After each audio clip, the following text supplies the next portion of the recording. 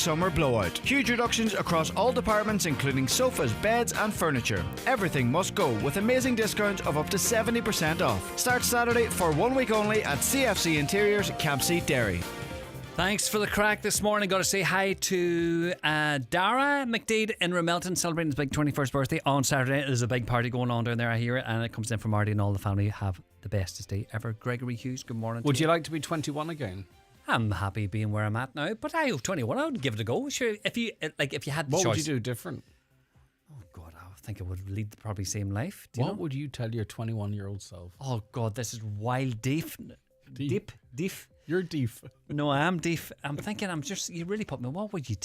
I would travel as much as possible. Just get your passport and go see the world. Travel as much as you can. It's an education. Take as many chances in life as you can. Don't hold back.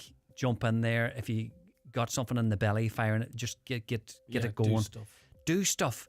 And so travel and take chances in life. Mm-hmm. Do you know? Yeah. And do you know?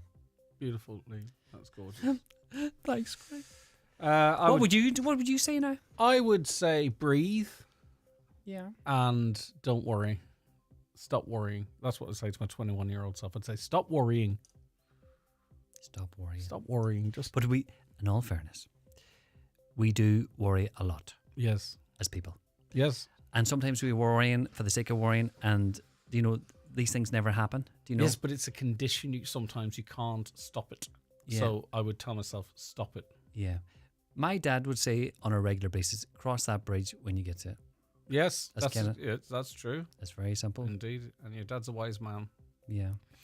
So cross that bridge when you come to it, Lee. Come here. Good show yesterday. Yeah, we were down at Cancer. It was nice and relaxed, and it was really interesting. Me and Caroline were talking a little bit earlier on, because a lot of the conversation around sickness and illness and cancer is about warning, how to prevent getting it, showing early signs, and all that kind of stuff. And I get that, right? And then it can, unless you've been through it yourself, of course, it can paint this perception of what it is. And then you see a place like that, and you see loads of different people, younger people, older people, people from all different backgrounds and what have you. And cancer is a leveler. We're all the same, really, when it comes down to it. And then you've got this facility where there's so much joy and hope and comfort, and making a very tough situation somewhat more manageable, and this genuine sense of community. And also anyone who is affected by cancer, has cancer, get down there, because there's an awful lot's not talked about, like the fear of bounce back cancer, the concern it has on the family around you. A lot of stuff that we talk about on this show quite a bit, actually, but it's not often talked about. There's much more to it. Yeah, and they offer so much, and there's from your program yesterday, and there's so many key people there that can just nurture you through the whole process. Yeah, it is. It's amazing, and you go in for a cup of coffee and find yourself accidentally having almost a counselling session. Without even knowing that you're getting one. Indeed. All right, Lee, have a good show now. Have a good weekend. What are you going doing? Oh, I had plans. Hedges, I had plans. No. Well, in my head driving to work today, I said I haven't cut my dad's grass. I was thinking I have to, but the weather's too wet. I'm going to have to stop asking you what you're doing on the weekend. I'm a grass cutter. I should just do it. I have a dodgy trailer out there. You've probably seen that. Did you see that? No, didn't. Fine trailer. That. Right. Yeah. Listen, take care of yourself anyway, and have fun. Be safe. All right. Have a good take show. care. It's a couple of minutes past 9. My apologies. Let's go to the newsroom. It's Michaela Clark, and we'll be back then, of course, with our Friday panel. Thanks, Greg. Good morning. Emergency services are at the scene of a fire in Letterkenny. The fire service was called to the blaze in the Pierce Road area at the site of what is known locally as the Old Bacon Factory at around 7 o'clock this morning. Gardaí are also in attendance. No further details are known at this time. And Inishowen Council has appealed to Donegal County Council to engage with developers in a bid to complete a social housing development in Carndonagh. Councillor Albert Doherty says it was disappointing that the Cluandar development was not included in an update report at the council's recent special housing meeting. The 58-unit project in Carndonagh entered a stalemate a number of months ago. Councillor Doherty previously believed that progress was being made. He's now urging the local authority to recommence discussions as soon as possible. I made an earnest plea for housing to talk again, especially given that the department and the housing agency had issued new thresholds. Important that there was now new cost ceilings. I said Let's explore, engage with the developers, using their phrase, flesh it out, and I've asked that they contact each other as soon as possible, and the sooner the better. The Road Safety Authority is encouraging people to talk to their loved ones if they're worried about their behaviour behind the wheel. The RSA has launched a Time to Talk campaign aimed at highlighting the dangers of speeding and using your phone while driving. 109 people have been killed on the roads so far this year, an increase of 17 on the same time last year.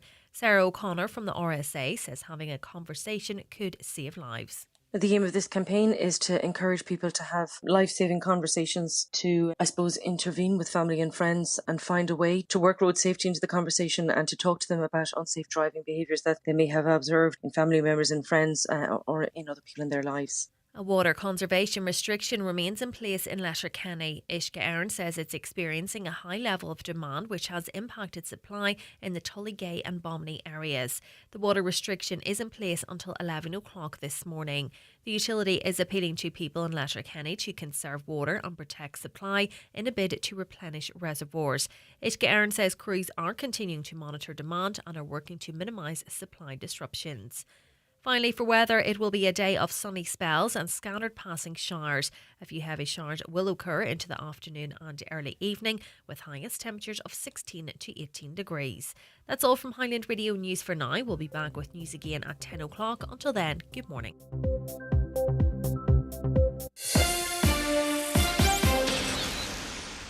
Hello? Hiya. I was just reading about that awful crash at the crossroads. It was Kate's son who was killed. Oh no. The roads.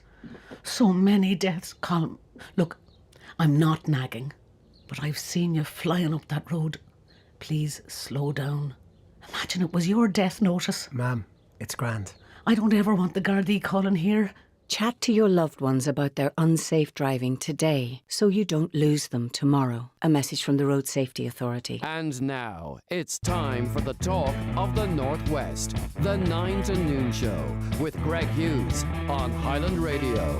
And a good morning to you. You're very welcome along to the 9 till noon show here in Highland Radio. 9:05 this Friday, the 26th of July. Hope you're all very well indeed. And you're welcome aboard for the next 3 hours. It's the usual interesting mix. I hope you'd agree for a Friday. We kick off with our Friday panel, and it's sort of like a blend of in-person and remote.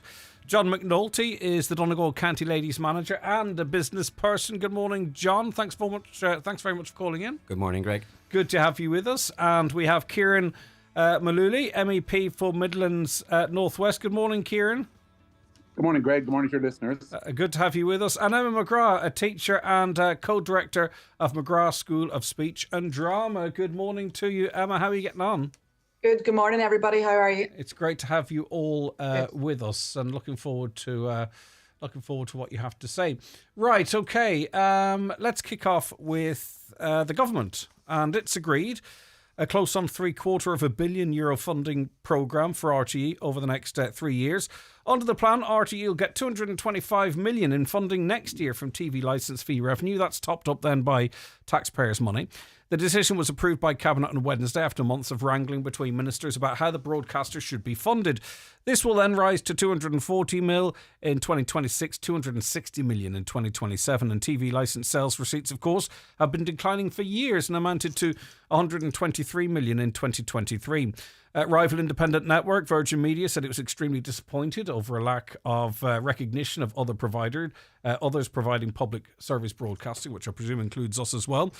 Some would say the outcome from all the controversy at RTE over the last year is actually RTE getting its own way in terms of funding. It wanted the funding model to remain the same, but topped up by the Exchequer. And here we are. What do you think of this, John McNulty? I'll start with you. You pleased with it? Do you think it's money well spent?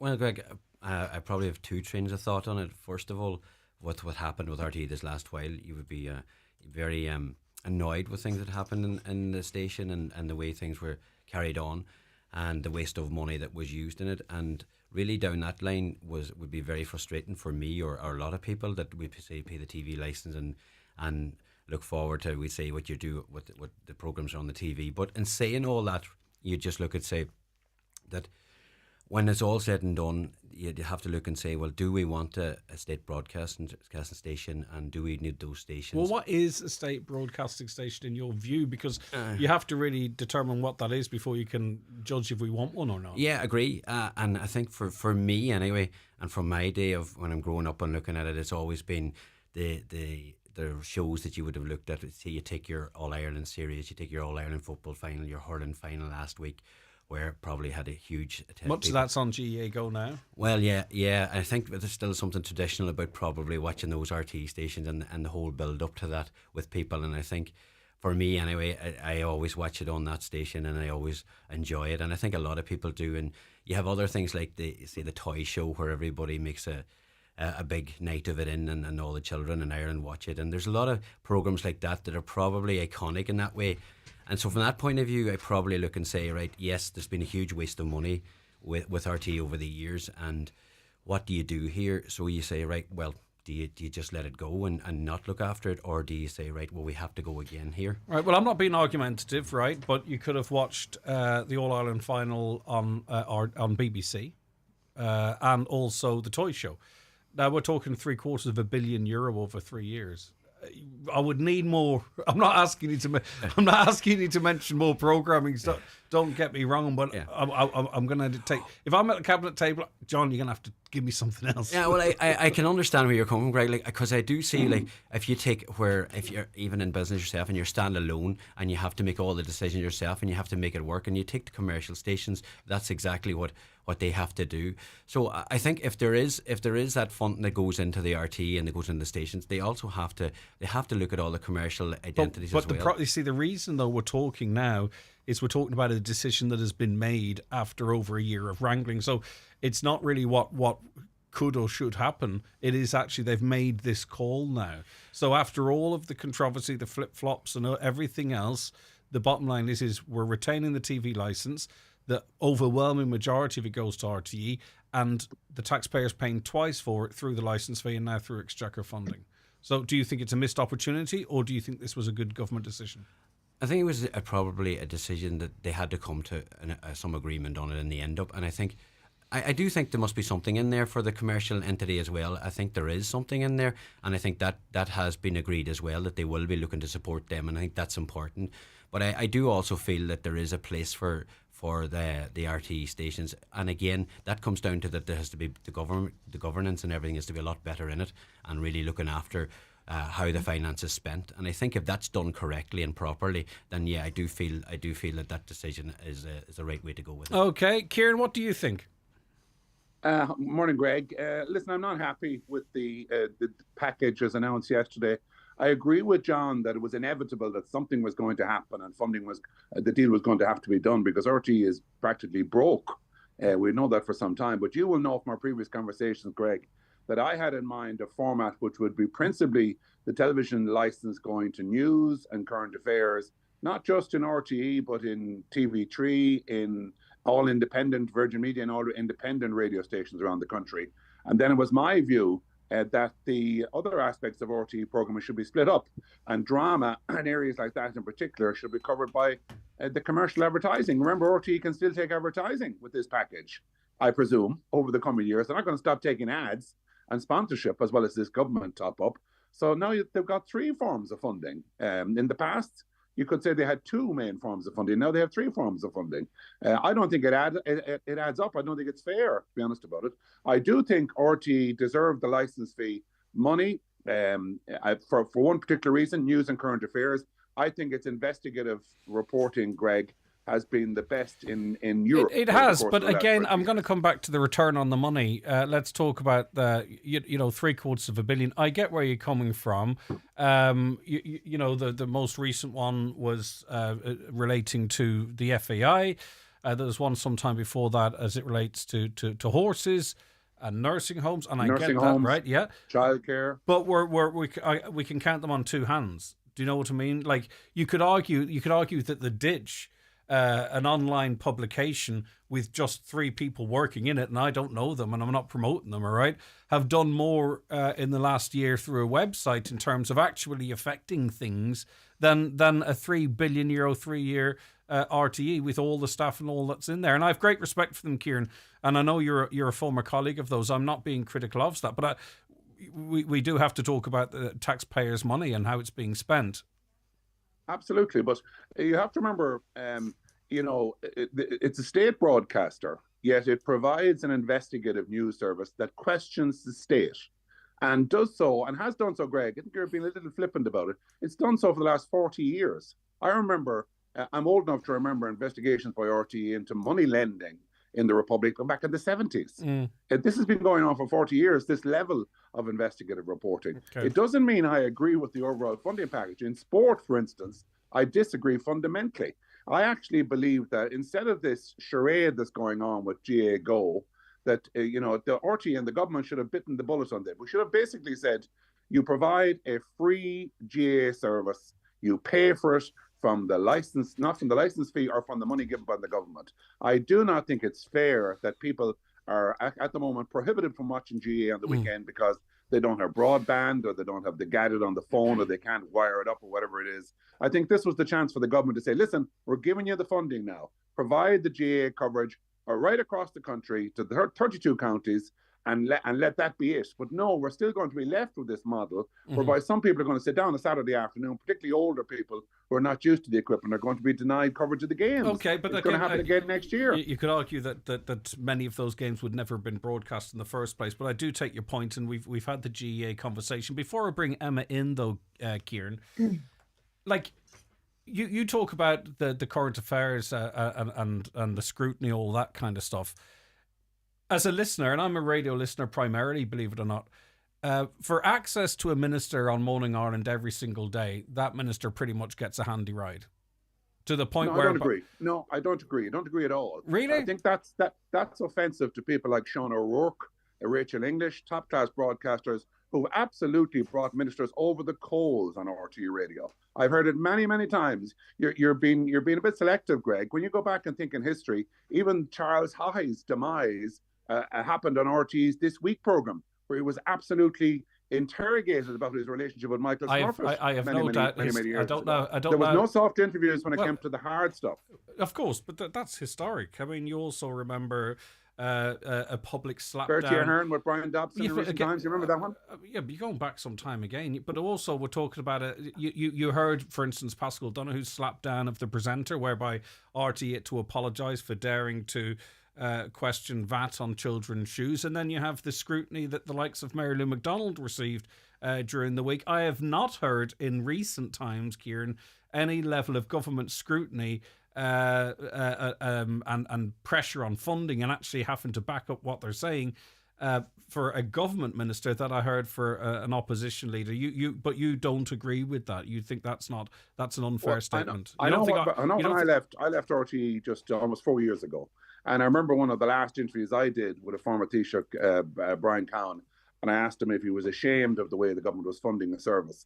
And nobody in RTE said to me, you shouldn't have asked that question. Nobody said you didn't give him a hard time. But I do take your point about concerns in general about hardline questions. This is why I was not in favour of the government being the decider of financing RTE on its own every year, because that sort of a close relationship between the broadcaster and the government is not good in my mind. I do welcome the fact this is a multi-annual agreement, so at least now they know what they've got for 3 years, they know what funding they have. But at the end of that 3 years, they're going to be back begging to a government again, asking for money. And, the public will quite rightly say, and will be quite rightly suspicious of the fact that, they're getting soft interviews, they're getting soft, because at the end of the day, they're going with the begging bowl. That's not a good relationship to be in. It's not a good way to be in. That's why I wanted this matter to be tied up. There's one other problem, Greg, with this arrangement that's been announced here. That's the license fee situation. The license fee is down thousands and thousands, if not millions of euros at this stage. There's a presumption here that it will come back. Now, to do that, RTE, in terms of its payments in full, to do that, RTE is going to have to restore confidence for the television license payer. And that is going to be difficult. After the scandal of last summer, you and I spoke about it several times, the way money was used or misused. As far as I'm concerned, RTE still has to open its doors from a transparency perspective and explain many of the things that went on. Well, why would they, though? Why would they? Because there's been a year of disaster, and now they've got this deal, which is what they were looking for before the Ryan Tubridy payments controversy emerged. They've actually come out with really effectively the best deal, even though everything's been controversial. Emma, thank you so much for your patience. Emma McGrath, teacher and co-director of McGrath School of Speech and Drama. What's your view? Thanks, Greg. I definitely see where you're coming from, and I do agree that it's very hard to for RTÉ, I guess, to remain impartial and to show that journalistic integrity when your paymaster is the government. So therefore, you definitely can see how that soft ride can come through there. And I do feel, sorry, maybe mightn't be the right word, but I do feel it for the likes of Virgin Media, who are impartial broadcasters, and they report news to a very, very high quality, and they're managing to do that just as a commercial entity. Surely, a business model is what's needed to be reviewed, and that, as you say, RTÉ going with the begging bowl year after year isn't the best use of their funds. I really had great faith in Kevin Backhurst when he came on board. I thought he's really going to shake this up, and he's going to create more of a commercial opportunity here. But I guess if the money keeps flowing, why do you need to change it? Just keep putting another sticking plaster on the issue, and you're not necessarily resolving it. I haven't said that. I, previous to my teaching career, did work in media and did a lot of TV and film production, and it is a costly operation. There's no doubt about it. If you want to create good drama, high quality productions, it takes a lot of money, and RTÉ certainly have done that over the past couple of years. Those big Sunday night dramas that everyone tunes into for 9:30 or so, the likes of Kin and going way back before that, Love Hate, things like that have done really well internationally. That costs a lot of money, but it can't be the only feather in their cap, really. The BBC are able to do it solely just through their licensing fee and through the selling of their productions internationally, obviously on a bigger scale through BBC Worldwide. But there's definitely a business model that could be looked at, and really the opportunity was missed. And again, we're sewn up into this now for another 3 years with a lot of money going redirected towards Montrose. Yeah, I get where you're coming from. Just to give a run through, by the way, of what's on RTÉ2 at the moment. Casualties on as we speak, which is a British production. The Kelly Clarkson Show follows that, which is an American show. The Drew Barrymore Show is on after that, and there's 2 episodes of that then. Shortland Street comes on, then Doctors, then Telly Bingo. Home and Away, How to Be Good with Money, EastEnders, before that there's Fair City, The Repair Shop, which you can watch on BBC Two, and on it goes. Young Sheldon is on then, another imported show, and on it goes. So where's the content, John? Do you know what I mean? Are we coming back to, and again, I'm talking here, and it sounds like I'm not right, but I'm talking here as a consumer. Do you know what I mean? Like, I feel, if I'm listening, I find it frustrating in the mornings. I respect what Kieran is saying, but more recently, soft interviews. I know we can talk in history about some massive moments, but I would love to see all politicians get the same scrutiny Mary Lou McDonald did from Philip Boucher Hayes, because whether it was entertaining radio, whether you liked it or not, but we don't see that. Yeah, well, I just think in reference to your, the TV shows and that, I think you have to take TG Cahar and you take the cultural aspect of shows that are on TV there, even from, we'd say, the music, the traditional music, and where you have maybe the Grand Ole Opry, and you have Daniel O'Donnell, and there's a lot of people throughout the country that enjoy those shows. And while some of those shows maybe mightn't be the greatest money makers and that, you also have to see that from the point of view of the people that are able to enjoy these shows, and it maybe is not always about money. And I think there's an element of that as well, that as a state broadcaster, and that you show those type of shows, that they're allowed to, people can see them and have enjoy their culture with all that. And there's a lot, Loch Scale there, and there's the Irish show that is on Ross na Ruhan on TG Karen, and there are a lot of good quality shows and documentaries as well on that. And again, it's not that they'll all make a lot of money, because they won't, and it's been having that ability to be able to show them. And just a last question. Well, not last question. There's no time limits on anything. But Kieran, I think you referenced also people choosing not to pay the TV license. Were their voices heard in any of this? I wonder. In that, people thought, well, I don't want to pay my money because I'm not really happy where it's going. And then the government say, or any government for that matter, say, well, if you don't want to we'll take your money and we'll pay anyway. And actually we'll pay more than we were previously. Does the public view not need to be, like, I just wonder where the public opinion in all this decision is. The public have spoken, Greg. They're not paying their license, and a considerable amount of them are not paying their license. And you know why? Because of the mess we became aware of last summer. Mismanagement. Now, a lot of the management RTE would say are gone, but the reality is an awful lot of money was wasted and an awful lot of bad decisions were taken. There's one other big issue, I think, in yesterday's announcement. At least I haven't seen any reference so far to what's called opt-out broadcasting. And I think this is another missed opportunity. You will know, Greg, particularly, and viewers and listeners in Donegal will know that Northern Ireland, if you're watching BBC Grandstand, there's an opt-out to the BBC Northern Ireland coverage. Now, it is, believe it or not, that technology has been available here in this country for more than 20, nearly 30 years.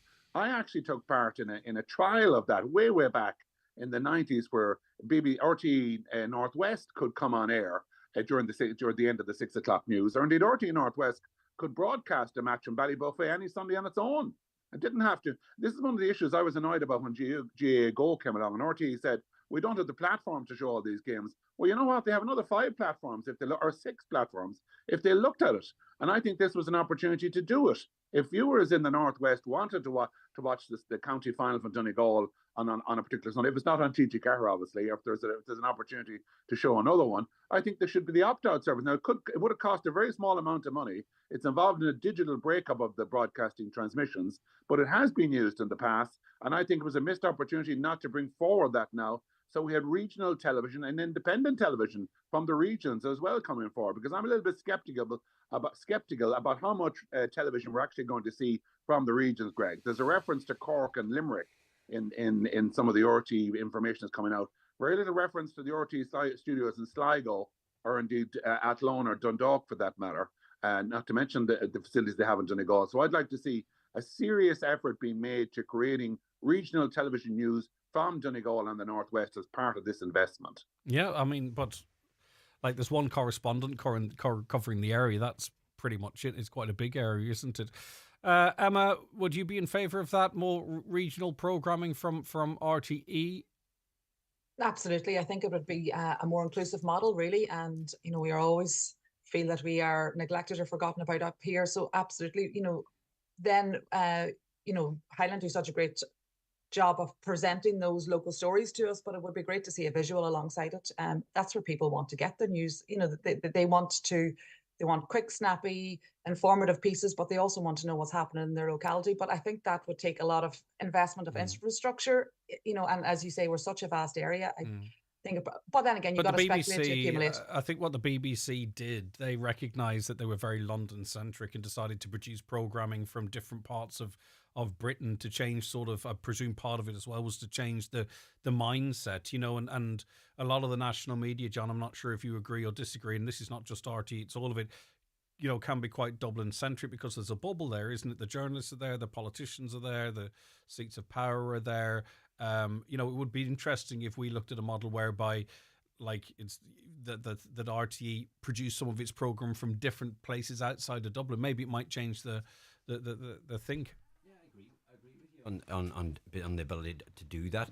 It's just probably at the start now is to try and get the RTE up and running to a place where that they're able to function properly and have that money to operate. And I think you have a good point that if we can get round the country and get those programs around the country, it definitely provides a lot of different information, we say, of how people live, documentaries, different things like that. But in saying that, Greg, if you take the commercial, and I go back to the commercial stations, like while they give that money to the RT, I do feel that the commercial stations have to be helped in a way to bring them up as well, because there's no different to Highland Radio, where that you just bring great news throughout the county, and that's vital for the people in Donegal living that.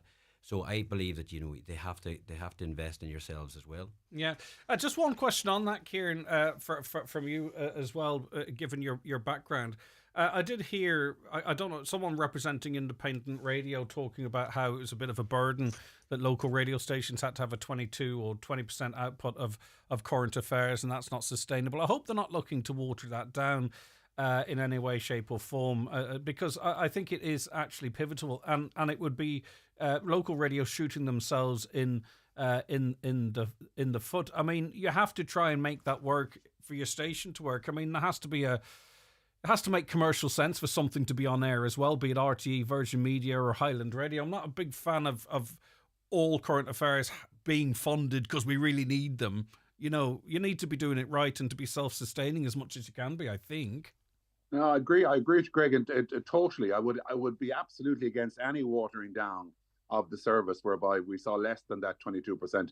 In fact, I am actually disappointed in recent years that the broadcasting authorities have allowed some local stations to team up quite a lot. An example of that would be one down my neck of the woods, Shannonside Northern Sound, who share a lot of programs. And sometimes I wonder whether it's local radio or not anymore. Because if you're listening on the South Roscommon to a program presented from Castleblaney, I'm not quite sure if that's local radio anymore. So I'd be totally against any dilution of the service. Local radios should have their 20% plus, and we should fund it. And we ended the day, the service you guys provided for the local elections, European elections, was outstanding. I heard it on Shannonside and Northern Sound and all the other stations as well. Top class. It's public service broadcasting. And I think there should be a place within the license fee. I haven't looked at the nitty gritty. I've been out here in Europe for the last 10 days. I've missed the breakdown. I think there's around 20 to 25. Radio is going to get anything from I think there's about 20 or 25 million. I don't know the figure myself, whereby it can be drawn down for specialised programming and stuff. There's a pot there, but there has to be output for that or something along those lines. It's not something that I focus too heavily on, but there we are. Okay, listen, thank you very much for that so far. That's interesting stuff. John McNulty, Emma McGrath, Kieran Maluli. I feel like I'm pronouncing your surname wrong. You got it spot on this time, Greg. Spot on. Bit of a slight there, isn't it? All right, thanks so much for that. We'll be back with more just in about 4 minutes. Keep your texts coming in to us, by the way, 086 60 25,000. Need rapid care for a minor injury or fracture? Why wait when you can be seen today at Kingsbridge Northwest Minor Injuries and Fracture Clinic? See a GP with A&E experience and avail of further scans and surgery with highly trained nurses, radiologists and orthopaedic surgeons on site. Available Monday through to Saturday in Ballykelly for Leia insured and self-paying patients. Visit kingsbridgegpclinic.com today for further information. Driving on properly inflated tyres will reduce your fuel consumption, extend the life of your tyres, and it's better for the environment. Get your tyres checked by a Circle ELT member today. There are almost 3,000 member outlets nationwide. Circle ELT, Ireland's tyre compliance scheme, and its members help recycle and recover over 4 million tyres every year. To find out more, visit circleelt.ie. Circle End of Life Tyres. Driving a sustainable tomorrow.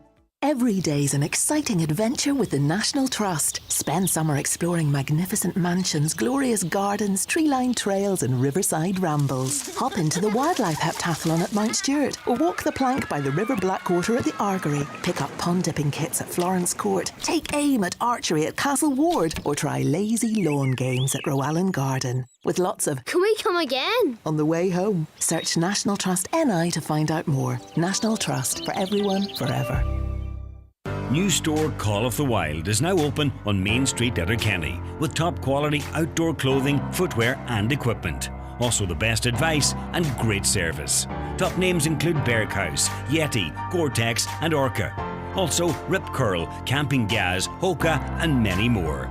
Get the best gear, whatever your lifestyle, at Call of the Wild in Letterkenny. See callofthewild.ie. Highland Radio Time Checks brought to you by EirGrid, the operator and developer of Ireland's electricity grid. EirGrid, powering up communities, powering up Ireland. The time is... Well, the time is 9:31 and you're very welcome back to the 9 till noon show. Let me see, just a couple of comments coming in here so far. We should not have to pay a licence as well as hand over our taxes to fund RTE, believes a listener. RTE questioning the state, a joke, right? Maybe 40 years ago, but not anymore. Irish journalists and media are seriously lacking today when we know all that's going on in Ireland. Never mind the world. They're just following entertainment and fluff pieces for the dumbed-down RTE's viewer and letting the serious issues go unreported, unchallenged, even though people are trying their best to expose one scandal after another. Most should hang their heads in shame. I think, I don't know exactly what that listener's referring to, but there's a big difference between publishing something on the internet or publishing something on your social media or reading a claim and also how we or RTE or any media organisation could actually go around reporting that because of the the checking and fact checking and balance and all that kind of stuff that you have to apply to it.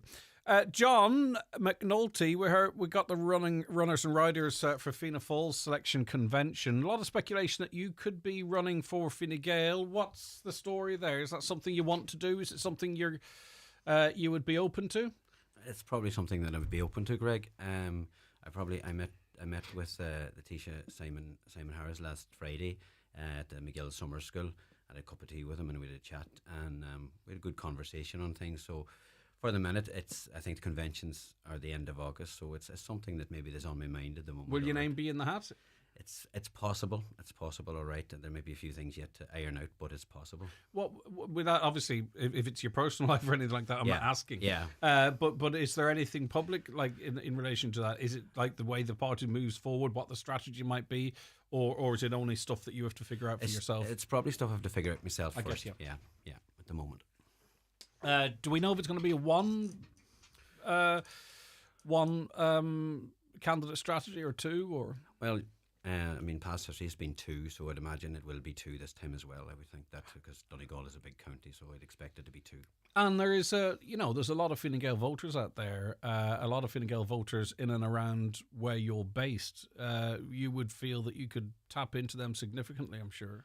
Yeah, it's about having, and there was also you have to look at it as the overall thing for Donegal. It's not just Fine Gael voters. You're looking to appeal to the majority of Donegal people, that you can give them something to believe in if you did go forward. And I think you have to think of all those things when you're thinking about it.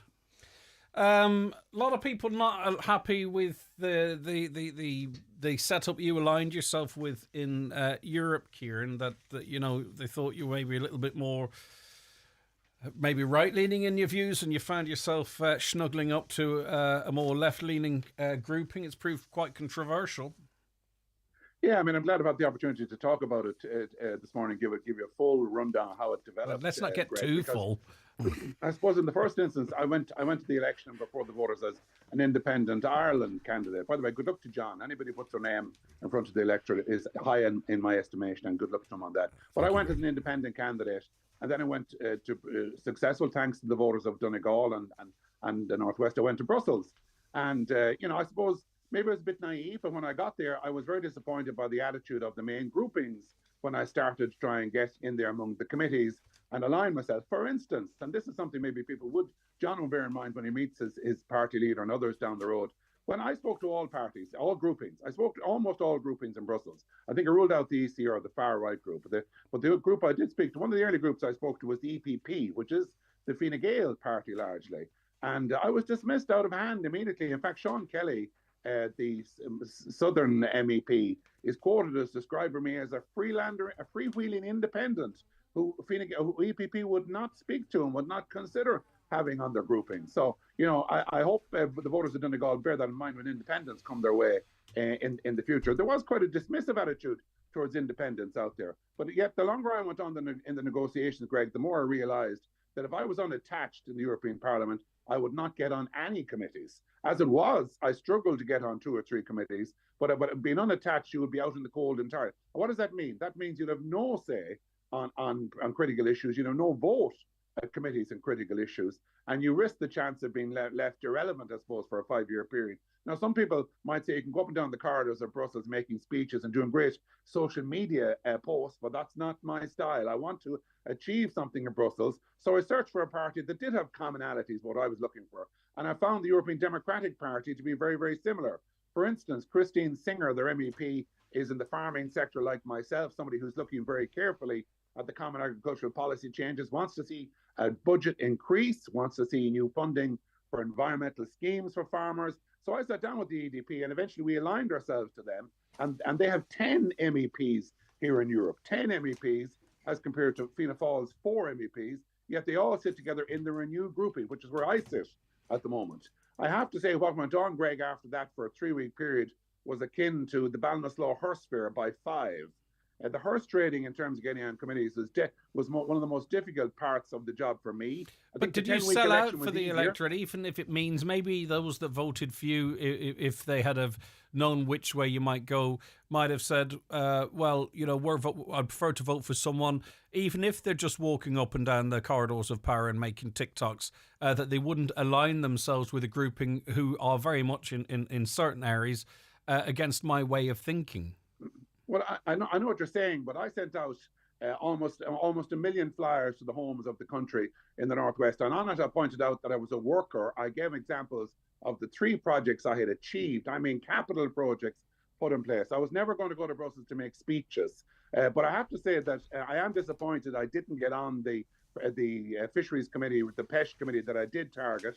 And I did speak about when I met you last in Killybegs and County Donegal. But the simple reality for me was when I went into the General Secretary of the Renew Group and started to put up my shopping list on the first day, I was told you will be on no committees and you'll be on no subcommittees. You're a newcomer, you're green, you're independent, and green as in if you think you're going to walk onto committees. So I had to get in the back of the queue, so to speak. I did manage in the end to get on as a sub on the Agriculture Committee, for which I'm happy with. But I also on the Regi Committee, which is Regional Affairs, which will be dealing with cohesion funds, and we're dealing with the Just Transition Fund.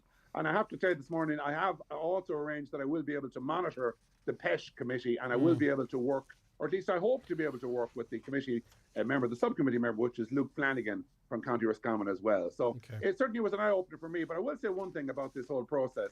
You know, people should be very clear about it. When you get to Brussels, there are 4 or 5 main groupings. At the moment, Fine Gael's grouping, EPP, are running the show, Greg. They have chairs and vice chairs, the vast majority of the committees. And I, for one, find it disappointing that they will not allow independents who represent up to 70,000 people in the Midlands Northwest an opportunity to sit on some of those committees. Yeah, okay. I don't know who sends out the press releases for Independent Ireland, but my word, I got a book through on email. I'm not reading all that. But anyway, obviously someone who's very interested in that kind of thing. Right, okay. We're going to take our last break before the top of the hour, so to speak, and it means then we can move on to our next issue, and we're going to start with Emma, and it is Sinn Féin's immigration policy document published this week. It's received significant scrutiny, and we'll be very interested in the listeners and our panel's views on that after, as I say, we take this break. We'll be right back. Coming this year to Dublin for the very first time, 71 shows completely sold out. Hamilton at the Bord Gáis Energy Theatre. Experience the revolutionary musical that's taken the world by storm. Witness history come alive with electrifying performances and unforgettable music with a modern twist. Book your place now on the outlet at highlandradio.com or call us on 074 91 25,000. Power up with the Walt at Screwfix. We've over 500 products, including exclusives like save €75 on the DeWalt 18-volt cordless twin pack with 2 batteries for just $279.95. Oh. Shop now at screwfix.ie or in over 35 stores. Price valid until September 1st, subject to availability. See screwfix.ie for full T's and C's. Imagine a wedding venue that can be hired exclusively for you and your guests. Picture stunning views overlooking one of Donegal's most scenic beaches, an authentic country manor as your accommodation, incredible glass-fronted marquee views all day, and a team of experts who want to help you plan every step of the way. Sounds too good to be true? Not at Drumhalla House in Rathmullen. It really has to be seen to be believed. Visit drumhallahouse.ie or check out Drumhalla House on Instagram for more details. Irwin Expert Electrical, your trusted destination for all things home appliances, electrical and entertainment in the Northwest. With over 50 years of leading the way, we pride ourselves on offering a diverse range of products under one roof. From top brands like LG, Samsung, Cooker, Bosch, Apple and more, take advantage of our free layaway service where you can store your new items until you're ready for them. Perfect for renovations and new build projects. Visit Irwin Expert Electrical today in Letterkenny or Buncrana. Thinking of changing your floors? Why not see what Florid Letterkenny has to offer? Florid have a large selection of solid, semi-solid and laminate click vinyl wood flooring together with a fantastic choice of parquet, herringbone flooring, all at incredible value. Don't delay. Call Florid today on 087 161 7008. the scenic Lough Ferry, your coastal adventure can be even more exciting. Enjoy breathtaking sights on the Lough Ferry, carrying all categories of vehicles, connecting the Causeway coastal route to the Wild Atlantic Way. Operating daily from 9 a.m. to 8:15 p.m. with up to 40 sailings per day. Book your ticket now on loughfoilferry.com.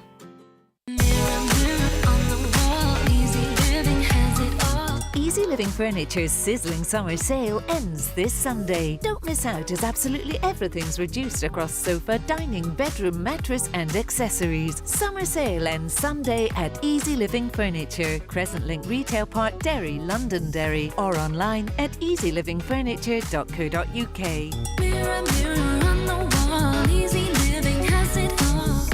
Easy Living Furniture, luxury furnishings, affordable luxury.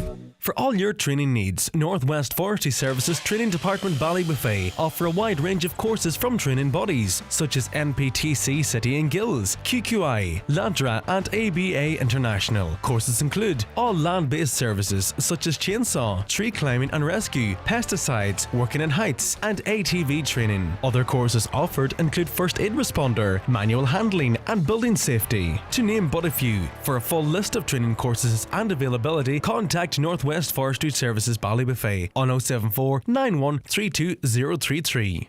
The life of a Charlie's chip is never dull.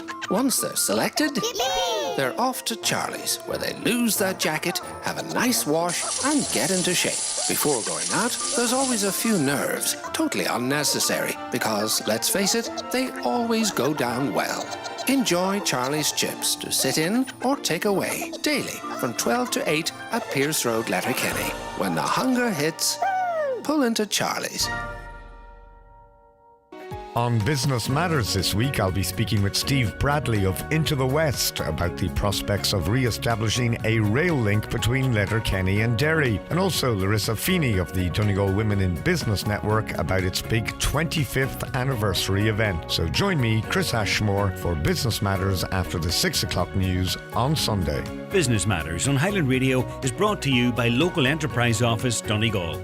If you have an idea to start or grow your business within Donegal, contact the Local Enterprise Office team to find out more about the supports available for businesses. See localenterprise.ie/Donegal. Highland Radio weather updates with McElhenny's. Support local at McElhenny's. With 53 years experience in fashion, beauty and home, we're here for you. Plus, enjoy M-Card rewards when you shop in-store at McElhenny's Ballybuffet. So Friday will be a day of sunny spells, scattered passing showers. A few heavy will occur into the afternoon and early evening. Towards nightfall, low cloud and rain and drizzle will arrive into the northwest region. Fresher than recent days, which I think means cooler, with highs of 6 to 18 degrees best values the further east you go, of course. Right, so Sinn Féin's immigration policy document was published this week and has received significant scrutiny. Marilyn MacDonald has said that more international protection centres should be located in better off areas. Under its new immigration policy, the party is calling for a local audit of resources to be carried out before new locations are chosen. This would examine criteria including GP lists and school places, proximity to transport and existing levels of disadvantage. So really, Emma, I'll ask you first, Emma McGrath, does this really set the bar too high for any IPAS centres anywhere, or do you think this is a welcome proposal? I absolutely do agree with it in principle. However, I think it's just great rhetoric at the end of the day. You know, where in Ireland are you going to find a GP surgery that has got empty spaces? You know, everyone's queuing to get in, regardless whether you have relocated from a different county or from a different country. Regarding school places, you know, most schools already, we have our teachers student ratio is the highest in Europe. On a paper, it should be 23 to 1 in Ireland, but in reality, it's much higher than that. That's just not the school places are just not readily available unless you go to maybe the rural areas and the more remote settings. And at the end of the day, they are the places that have the maybe empty properties, such as the old hotels, the large properties that are available to the government to use for international protection candidates to use. And, you know, if there's large urban areas that are very well serviced with commuter links or with transport and facilities on the doorstep, they're not going to have the large empty vacant properties, because otherwise they're going to be snapped up by property developers. So it's a catch-22 really.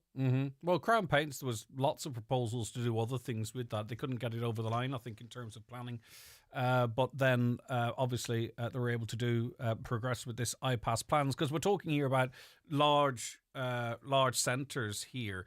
But where, as you say, Emma, where do they go if it's But like, is this really as I say, is this set the bar so high that there aren't any IPAS centres, or I don't know what the solution is there? I think it's just going to revert back to the way it has been over the past couple of years, because I believe that they called out that there was a cry for anyone with any vacant properties, please let us know, contact the department, and it became a box ticking exercise. There's a large property available in West Donegal or North Donegal, wherever it may be. But there are initiatives and there are things that have followed afterwards, maybe not in the right order, but it has happened. Transport links have been modified, transport connections have been introduced to help connect people that are located in rural areas of Donegal, to make them, more accessible to the larger urban areas. I can't speak for the GP situation in Donegal, but I do know my own brother-in-law is a health liaison officer and works with IPAS candidates or IPAS clients in the west of the country, and they have came up with a unique or a novel way to help solve the GP situation, where a semi-retired GP has came on to host a sessional clinic in the West Dock facilities, and they do that 3 days a week. So it's not a dedicated GP facility for the IPAS people, but it's an opportunity for them to access healthcare, and then they are scheduled and given appointments, because they just cannot be taken on as patients in the local community, because GP surgeries are at capacity with the local residents that are already on their books.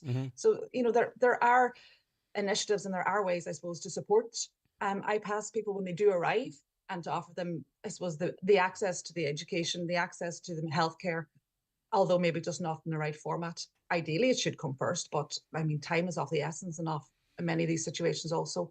And I guess it's maybe the cart before the horse, but it's not ideal, but there are ways around it. John, what do you think? Well, I think I like that idea there, or that they came up with what Emma's talking about there. I think that's great, and I think a lot of communities and villages in Donegal would love that too. Yeah, you're right, and it's something that you could look at and possibly roll out with whether there's other retired GPs that may be willing to take that on. But I do know that all the different departments were in Donegal and last month in June, and I think they're continuously trying to make things better for how we do things with IPAS and how we deal with these, the people coming into the country, because it's probably quite a new phenomenon in Ireland, because we're probably over 100 years old, and really for a large part of that we've just been emigrating ourselves. So for us, for migration maybe of that level is unprecedented, and is something that we're just getting very new to. I think though that maybe to some extent Sinn Féin have missed the point here, in that it's not really where people seeking international protection go, it's how many of them there are. 1 month this year alone, we had the highest rate of asylum seekers arriving into this country, far above the European average. So, I understand that we need parties need a plan as to how you deal with that influx of people. But really, I think what the public are concerned about this point is the amount of people coming in, even perhaps a little bit more so than what happens to them after that. Because it's like whack-a-mole, isn't it? It's Longford one day, it's Crown Paints the other, it'll be Dublin, then it'll be here. You know what I mean? So that rumbles on and rumbles on. But the core issue here is that the majority of people I would speak to on and off air believe that, we're there's far too many people coming into this country. I don't know if you think maybe the government and the opposition are missing the principal concern here. Well, I think they're probably looking at it, and they have to really get a grip. Again, when something new like that happens, it takes probably a little while to get the action into place, and really that's getting the numbers, we'd say, of the Gardaí and different things like that in place, and in terms of looking after what's coming into the country, how are they coming into the country, if it's legal that they're coming into the country, and that the documents and everything is correct. And we've got to really buckle down on that and really nail down on that whatever people are coming into the country, they're coming in legitimately, and it's all legal, then that's fair enough. We look after them and we see what we can do there. But if there's illegal people and there's different things like that, well, we've got to deal with that, because every country's got to deal with that. Because but do you think locals should have a veto on where an iPass centre is? That's a very difficult one. I mean, I see that the department, as I said, we're in Donegal in June, and they're constantly reviewing all those things anyway. So they already have an idea of what's happening. So I think what Sinn Féin are saying there, a lot of it's happening already, and I think they're just trying. It's probably in trial and error over this last. But say, 2 for years. instance, there was an old factory in Ardra. There was plans to convert that into an iPass centre with 300 or 400 primarily men in it. Would you oppose that, or would you be in the community saying, look, this is good for us? I think, again, you probably have to look at the populations and areas of communities and see what that situation is. And I mean, you really have to look at that, and the communication has to be very clear with that, with the community, with the councillors, with all the people on the ground. And for me, I wouldn't be able just to answer straight that out. There's a lot of things have to go into something like that to make that happen, and that's. But you're not automatically opposed to it either. Well, what I'm saying there probably is that again, depending on the size of the community, I mean, 300 to 400 going into Ardra, I would think would be far too many. So where, the Donegal town? Well, that's the question. Well, it's isn't it? much bigger. Well, it's much bigger, but again, it's a question of trying to find what is right. So again, well, what about the big shop that's been derelict for 10 years in Ballybofey or would that be okay? I think it's all relative to the amount of people. I do feel if you take big towns and we say, I don't think I'm going to find anywhere where it would be okay, though. You see, that's the point. The point that I'm going to make here, and like if you look at the numbers, I think numbers is probably a big thing, and you probably have to look at smaller numbers. Yeah, but the plan, your party, you're a member of Fine Gael, your party's plan is to have, and your government's plan is to have these big places. So we can't ride two horses here. That's the plan. So if you're running for election for Fine Gael, if you were selected, you have to back that plan. That's the.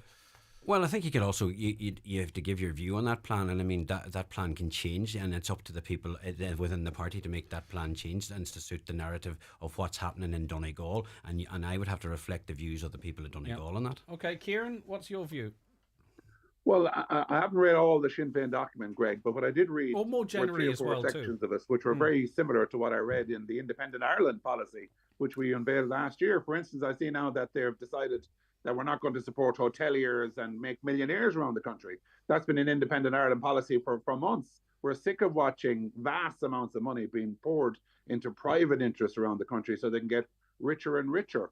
Our attitude in Independent Ireland has been, first and foremost, we must get our act together at the ports, at the airports, and at the procedure people are coming in.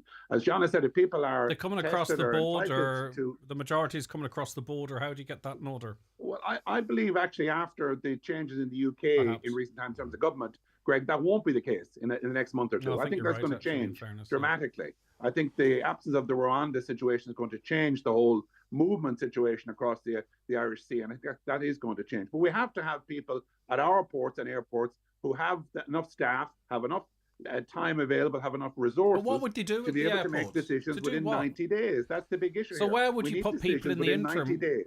So you'd keep them at the airport or the ports for 90 days? Well, they've got to be, at the moment, they just disappear into the countryside.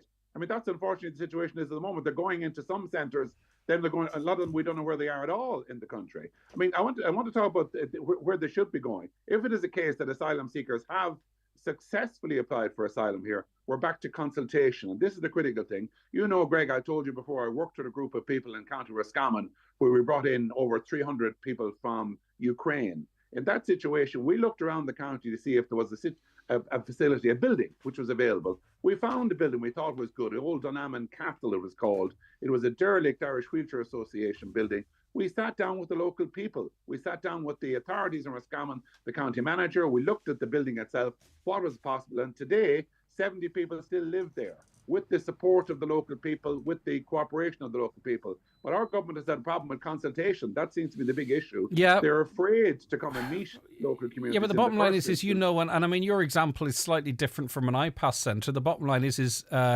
consultation leads to opposition, which leads to effectively allowing locals a veto, which is a problem for a lot of parties. But unfortunately, we have to leave it. Kieran Mullooly, MEP for Midlands North West, thank you for your time. Have a great day. Greg, can I just say one quick word? Briefly, yep. Thank you to the one and only Pádraig Gallen in Letterkenny, who was my election agent up there. He's listening carefully to Highland Radio this morning. Hi to Paul, to Pádraig and Magella and the family. Thanks very much. Bye-bye. Emma McGrath, teacher and co-director of McGrath School of Speech and Drama. Great to have you back on the show, Emma. Thank you, Greg. Have a lovely weekend. Have a goodie. Take care of yourself. And last but not least, in studio with me here, John McNulty, Donegal County Ladies Manager and business person, of course, and potential Fine Gael election candidate. Thank you so much for your time. Thank you so much, Greg. All right, it's been great having you in. We'll be back with more on the 9 till noon show after we take a break for the news and obituary notices. On the farm, there's always something different to do, and a quad bike can be your best friend. But if you're not properly protected and trained, it can be your worst enemy. Too many quad bike incidents on farms have ended in tragedy. It's compulsory for quad bike users to wear helmets and undergo appropriate training. Find out more at hsa.ie/farm safety. An initiative of the Government of Ireland. 1984 saw the launch of the Macintosh, the first untethered spacewalk, Maradona's world record transfer fee, and a small car with a big personality met the world for the first time.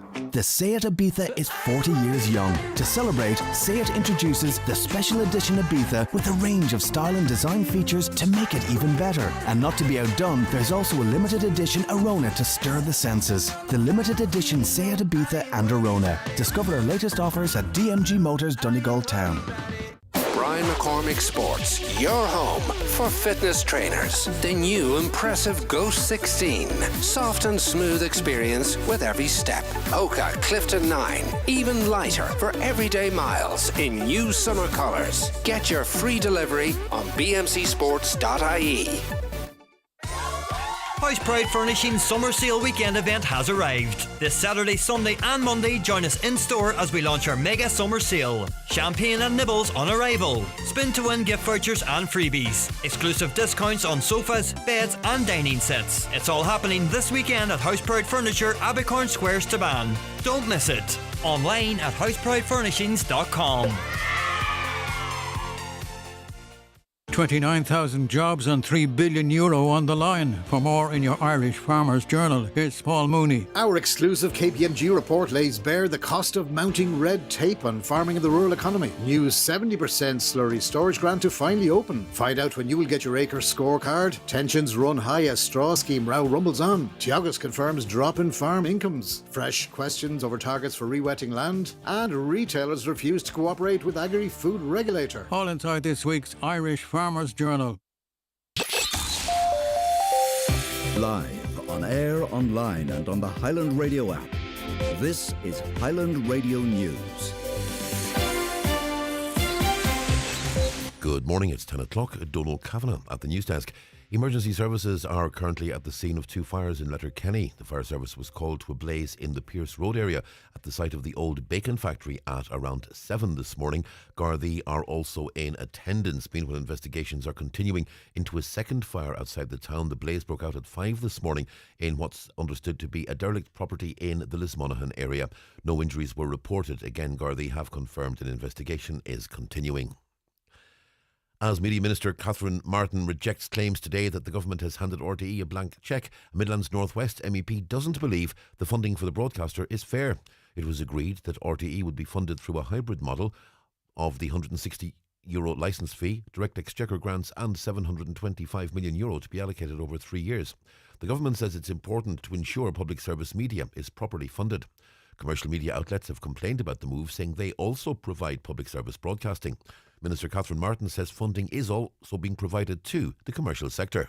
I've actually done more for other media than any previous minister. It's the access through the sound and vision, which comes from the TV licence revenue. But I've added an additional, I think it's just over 28 million on top of that in my 4 years as minister.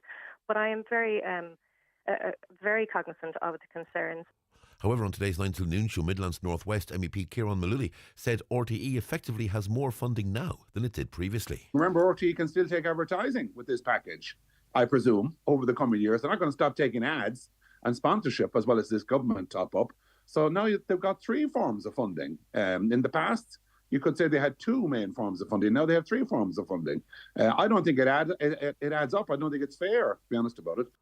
And then Inishowen councillor says it was disappointing that the houses in Clúndarrow were not contained in an update report presented to a special housing meeting of Donegal County Council this week. The 58 potential social units in Carndonagh entered a stalemate a number of months ago. Councillor Albert Doherty says during the local elections following correspondence it was believed progress was being made. Now he understands that's no longer the case. Councillor Doherty is urging all involved to recommence talks as quickly as possible. I made an earnest plea for housing to talk again, especially given that the department and the housing agency had issued new thresholds.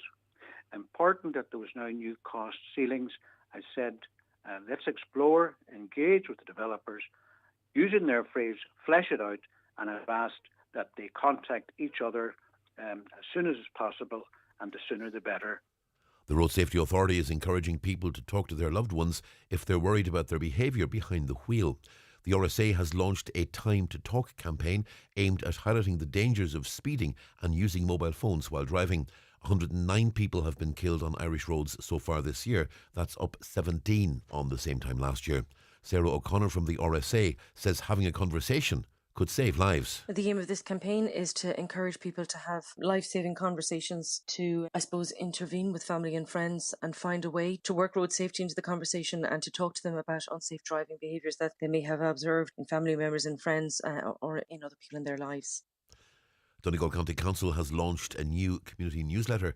The biannual publication is designed to promote the latest projects, initiatives, events and funding programmes, coordinated management and overseen by the Council's Community Development Division and DLCDC. The newsletter will also provide an insight into the work the authority does with community groups, community and voluntary organisations, partner organisations and other sector stakeholders, while highlighting opportunities and funding programmes.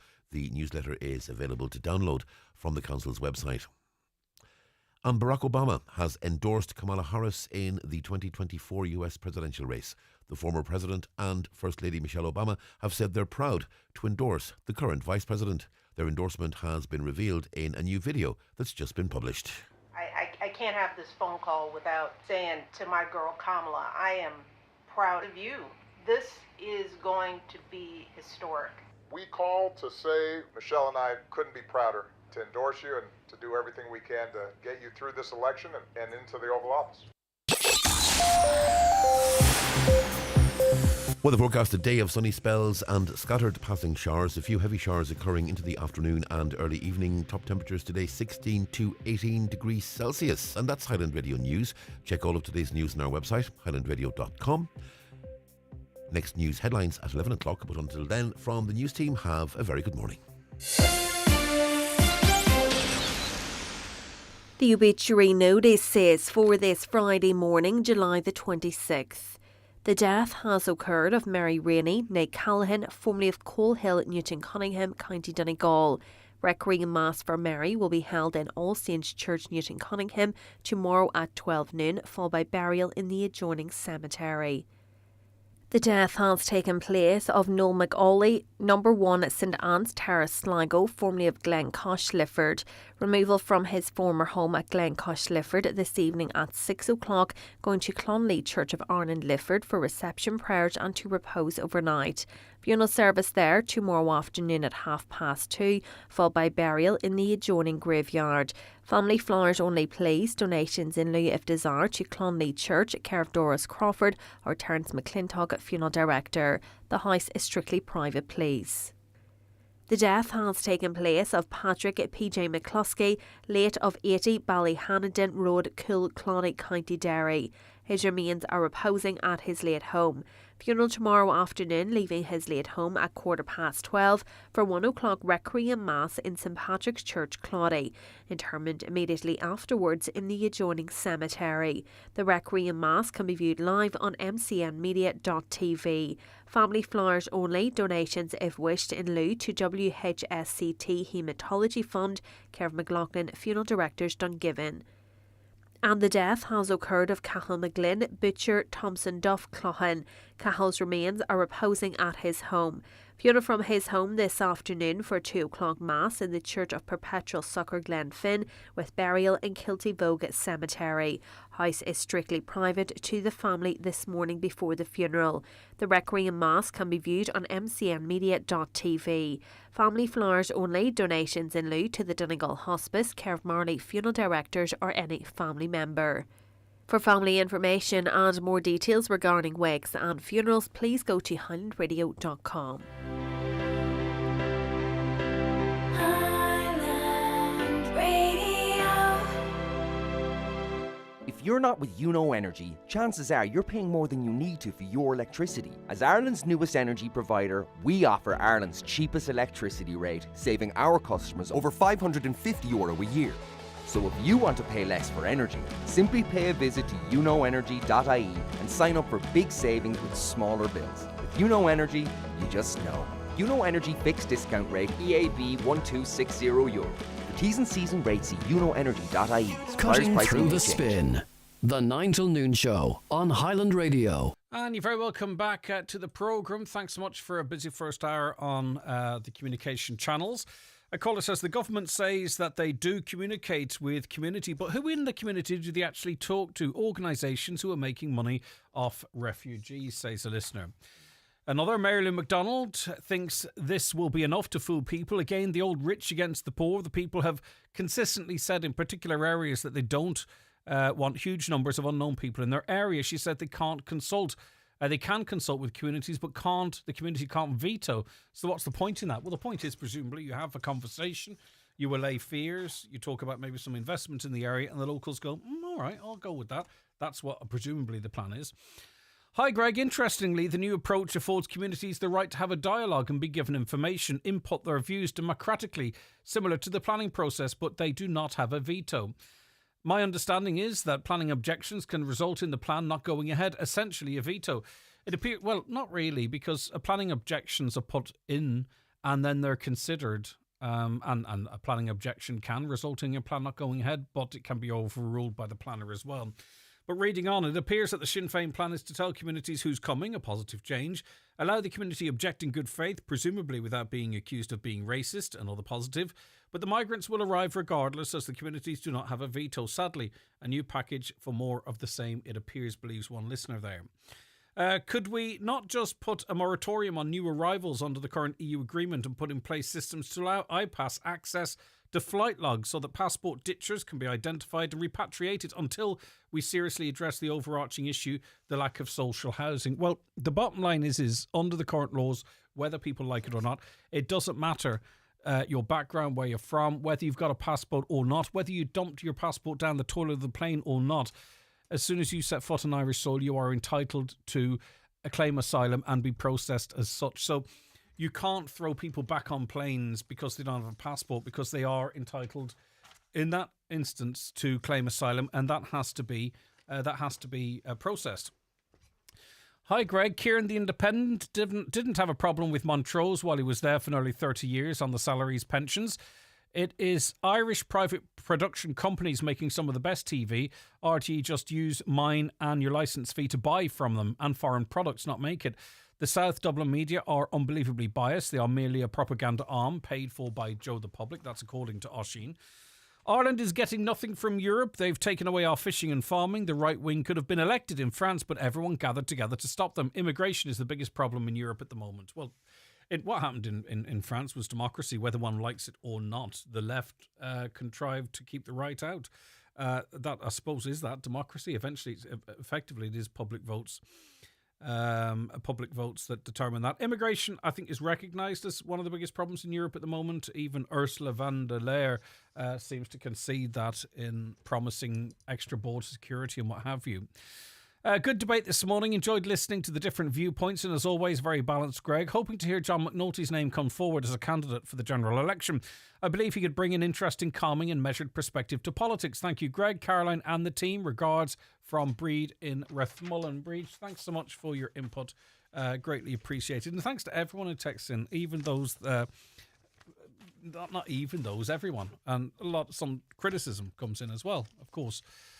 Doreen believes I'm very argumentative with some of your panel. It's a debate. Do you know what I mean? We have to tease issues out. Every view was heard during that first hour. That's, you know, I mean, I could sit here on my hands and what have you, but you want to hear all sides to it, don't you?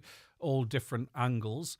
And the listener then, big boys and girls they are, can make up their own mind. They don't need me or any journalist for that matter leading them by the hand down the garden path. John, Emma, Kieran, well able to make their points, and in all cases I'll try and put together an opposing point of view to try and get all views out. Make no apologies of it, and that's fine. That just means that I want all views to be heard on this programme while I'm in the seat anyway. So does that mean the defobes situation is brushed under the table? If it happened in the US or maybe England, they'd be made pay back the money or maybe even end up in prison.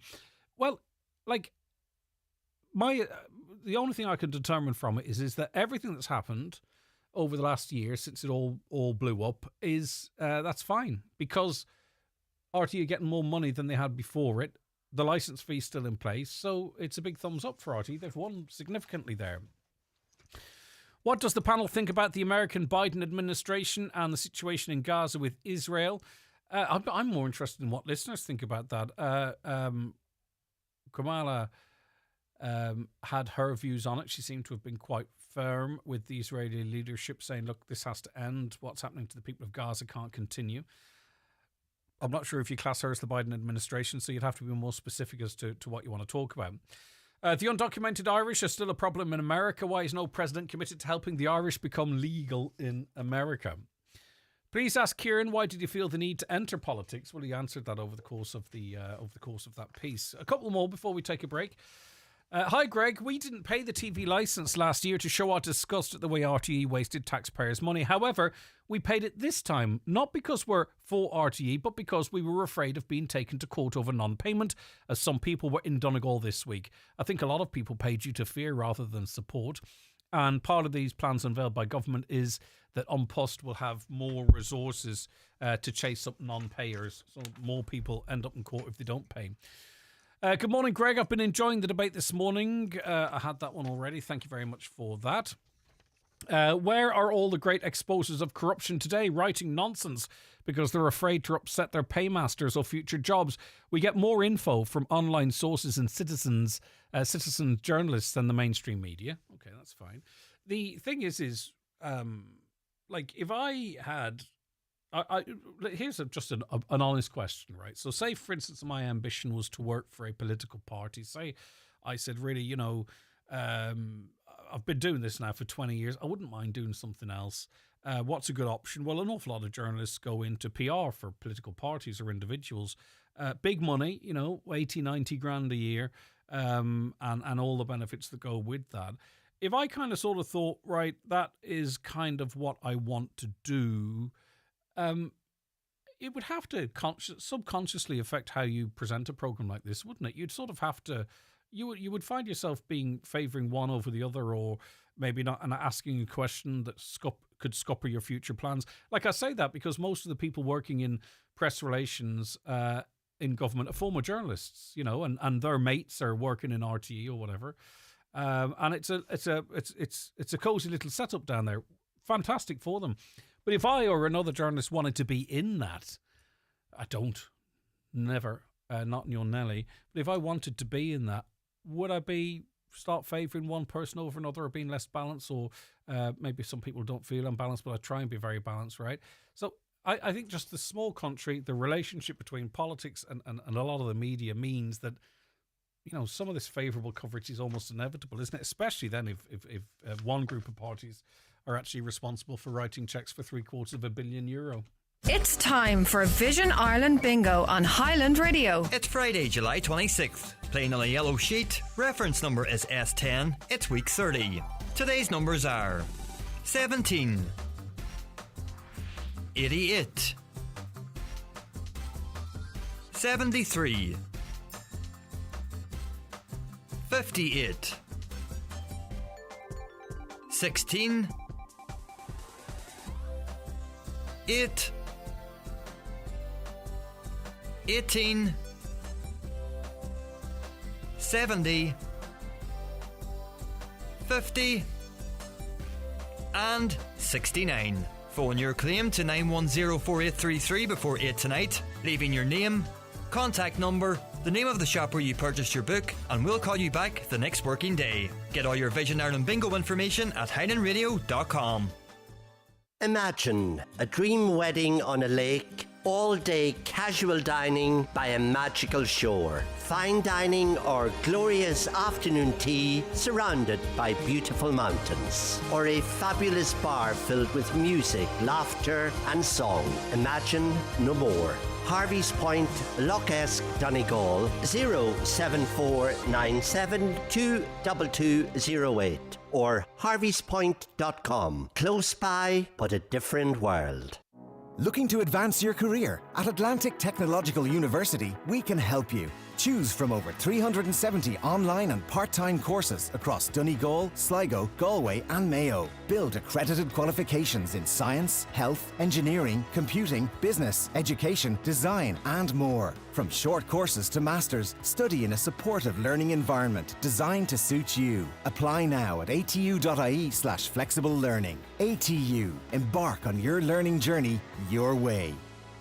Northwest Cleaning Services has over 15 years of expertise specialising in carpet and upholstery cleaning in Donegal, offering premium services to keep your carpets looking great and smelling fresh. Call now on 074 932 9827 for a free estimate or visit our website at northwestcleaningservices.ie to book your cleaning appointment.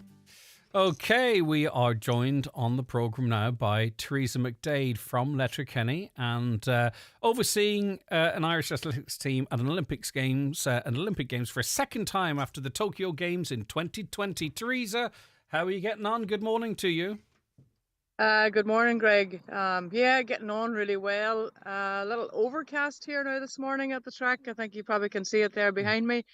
But yes, settled in. I'm here a week yesterday. And we have about maybe 75% of our team on camp now. So yeah, it's all camp has worked out really well as we expected. Athletes are happy, coaches are happy, and training is going really well. Are you insulated to some extent from the buzz, Teresa? Obviously, the opening ceremonies this evening. There has been competition up until now, but it really kicks off this evening. Are you getting a sense of the buzz over there, or is it all sort of business and keeping your mind in the game? Well, I think it really is a little bit of both. We are certainly feeling, that love, and particularly we all watched the Rugby Sevens last night after dinner. So there's certainly that feeling. But yes, the ethos of the camp is very much allowing this time for athletes to chill, to focus in on their training, and to sort of kind of prepare for the madness of the village and the competition. And we have in our sort of kind of dining room, if you like, we have a large screen or a large projection screen in the wall. So we'll be tuning into the opening ceremony tonight, definitely. Now, you're a veteran of these types of competitions now. You've been involved as an operations or team manager since 2018. We haven't had the French Olympics yet, so I can only ask about the build-up and sort of the anticipation or the mood. How does this compare to previous competitions? I'm thinking Tokyo, but also the other major competitions and championships you've been involved in. I think, well, and certainly Tokyo is definitely out there on its own, a very, very different experience from a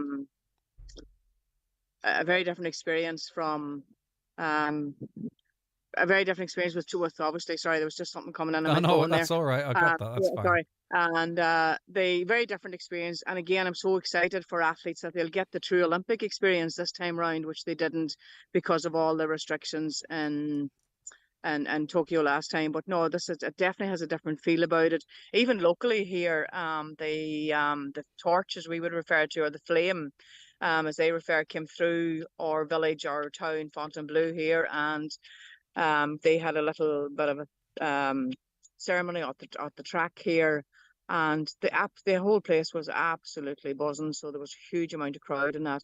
But in terms then of major championships, and I suppose that's very much our ethos and our target is to keep things on track and to keep that consistency and our consistency of roles and responsibilities, and athletes and coaches know where they're at and they have what their requirements are, and I suppose for me, it's there to facilitate coaches and athletes to have their best performance they can. I can see some people running up and down behind you. Are they members of our team? They are. I think that's Charlene. They are just at the moment gone past, and actually Mark English is warming up there at the moment as well too. All right, brilliant. Is it raining? Yeah. It is. All right, so you feel like you're at home. That's fantastic. Exactly. So it's very, very warm. yes. I mean, what are your expectations, Teresa? Because we're tiny. We're a tiny country with the size of another country's city, if the truth be told. And even in the Northwest, we sort of overachieve, I think, to some extent on a national stage. But on a national stage, we almost overachieve on an international platform. So what are our goals or expectations, or how is that sort of framed in the run up to these? I mean, we want a medal, of course, don't we? Well, yes, please. And I think that's key for the moment, is managing those expectations, and particularly after the success of Rome, which is Europeans, and like World Championships is another step again, and then Olympics is really another step again. But certainly I think our results from particularly even Budapest last year, with having 2 fourths in the individual events, having a 5th and a 6th in our relays, certainly augurs very well, and we are within our rights to have those expectations. And I feel even particularly with Rome and even our recent building, athletes are running even better. So yes, and a medal for athletics would change so much. It would mean so much. It would have a massive impact on our funding. I think it would have a massive impact on our next generation of sports in terms of inspiring the next generation. So yes, it would be massive. But like all athletes and coaches, and we will do the same. We will take each step one at a time, and we will turn up and we will look at the heat and we will move forward and into the next round and the next round. So. Yes, and we can follow sort the connection between success, investment, and resources and success then, can't we? I mean, you know, look at what we with the High Performance Centre for Boxing and all that kind of stuff. Like, it does work, it can reap rewards. And even in Donegal, for an example, before we had a proper organised athletic setup, it's set up, bring people in. We've got some fantastic people that work with our youth. Next thing you know, you're pumping out a Mark English or a Kelly McGrory. Exactly. And funny, one of the stats one of our coaches was talking about yesterday was actually the number of athletes that had medalled at community games back at their relevant time. So, and very much it starts with that, with grassroots. And for my own philosophy, particularly, you know, there's talent everywhere. You just have to coach it properly and allow that opportunity. And I think if you look particularly at our relay teams and our women's relay team and the likes of Kelly McGrory locally and Lauren Cadden from Sligo, you know, when you provide opportunity and the right environment, it's amazing what can happen. And it's just how people can really step up to that mark and improve and be inspired by that environment. And I suppose that's key for us, is managing that environment and making sure that we have that high performance environment for a coach, but obviously in a relaxed way as well. And is it the case really, Therese, and I won't hold you much more, like often what we're talking about is it's the 0.5% that can be the difference, isn't it, in winning and losing? And that's where you really have to probably start investing that money, that just slight bit of an area in the talent of an athlete, that you can eke out just that little bit extra. Yeah, and it's sometimes, like when you come down, it's almost like marginal gains. And again, with track and field, we are almost a diverse, sport. It's very different to team sport. We are a team of individuals, and everyone, that is very much the environment that we create, is that everyone is afforded the opportunity to prepare in the best way that's actually going to facilitate them to get their best performance. And that can be, even yesterday, say, for example, on the track, we had a number of sprinters, and they probably were every single one of them were doing their individual and their own particular workout suitable to them, and to actually get that last, as you say, that 0.5%. And I think for me, you know, that's where that's so key for me in terms of managing the warm-up area. And as a coach myself, I know I've been there, done that. I know what it's like. And it's that almost last, hour or so that people are in that warm-up area, which I often describe as akin to A&E on a Saturday night. It's chaotic, and it's just managing to keep that area very calm and making sure that everybody is where they're supposed to be and allowed to have that preparation that they're entitled to before they go into the arena. This is by the by, but how much effort goes into practicing the baton changeover? We've seen so often, right? The dreams and hopes dashed by. Where is it? Where? Now, I'm not trying to bring any bad luck on our teams, right? Okay, but you talk about them training individually. Sometimes not our team, but other teams. You wonder, yeah, fantastic. But did you practice passing the baton to the next person? Oh, of course, there's a huge amount of preparation in that, and it's relative to the event. And the 4x1, for example, it's much more technical and much more work gone into it. 4x4, yes, and we've had one relay session, and we will have another one now tomorrow again. And some actually, even if you see even on some of the Athletics Ireland socials, like the relay practice even and competition starts with just even activation and getting those drills going, and we have a little just even sort of getting the brain switched on and everything else. So, but no, very much so. And even the technique of how to receive the baton and where it has to be handed over and who's responsible for it. And again, in a 4x4 where there can be, shall we say, a little bit of argy-bargy on the changeovers. And yes, we practice that as well with each other. Yeah, I feel like that. I'm a runner, not a Deliveroo driver. Finally, what about the ceremony tonight? Does everyone get an option to go and see it? It's going to be unique. For the first time, it's outside of a stadium. It's a security nightmare for the French and for the people of Paris, no doubt about it. But it's going to be a spectacle. Does every member of our team, in the front of and behind the scenes, get an opportunity to go and be a part of that, Teresa? Obviously, we have an active role in it, but just the wider team and the majority going to witness this bit of history? No, and on this occasion, because it's actually on a boat, I think we are limited to somewhat. But generally, the highest percentage of athletes will choose not to go to the opening ceremony because, like most ceremonies of that kind, they tend to be long. You tend to have to be there quite early. It tends to go on for late. So very much athletes and coaches are focused on performance outcomes at this stage. So most will choose not to go, or if those that are going to go would have prepared accordingly and would have known it for a time out. But what about you, Teresa? We're potentially looking at Celine Dion. We're potentially looking at Lady Gaga. Can you not just put them to bed? Can you not just put them to bed and slip off?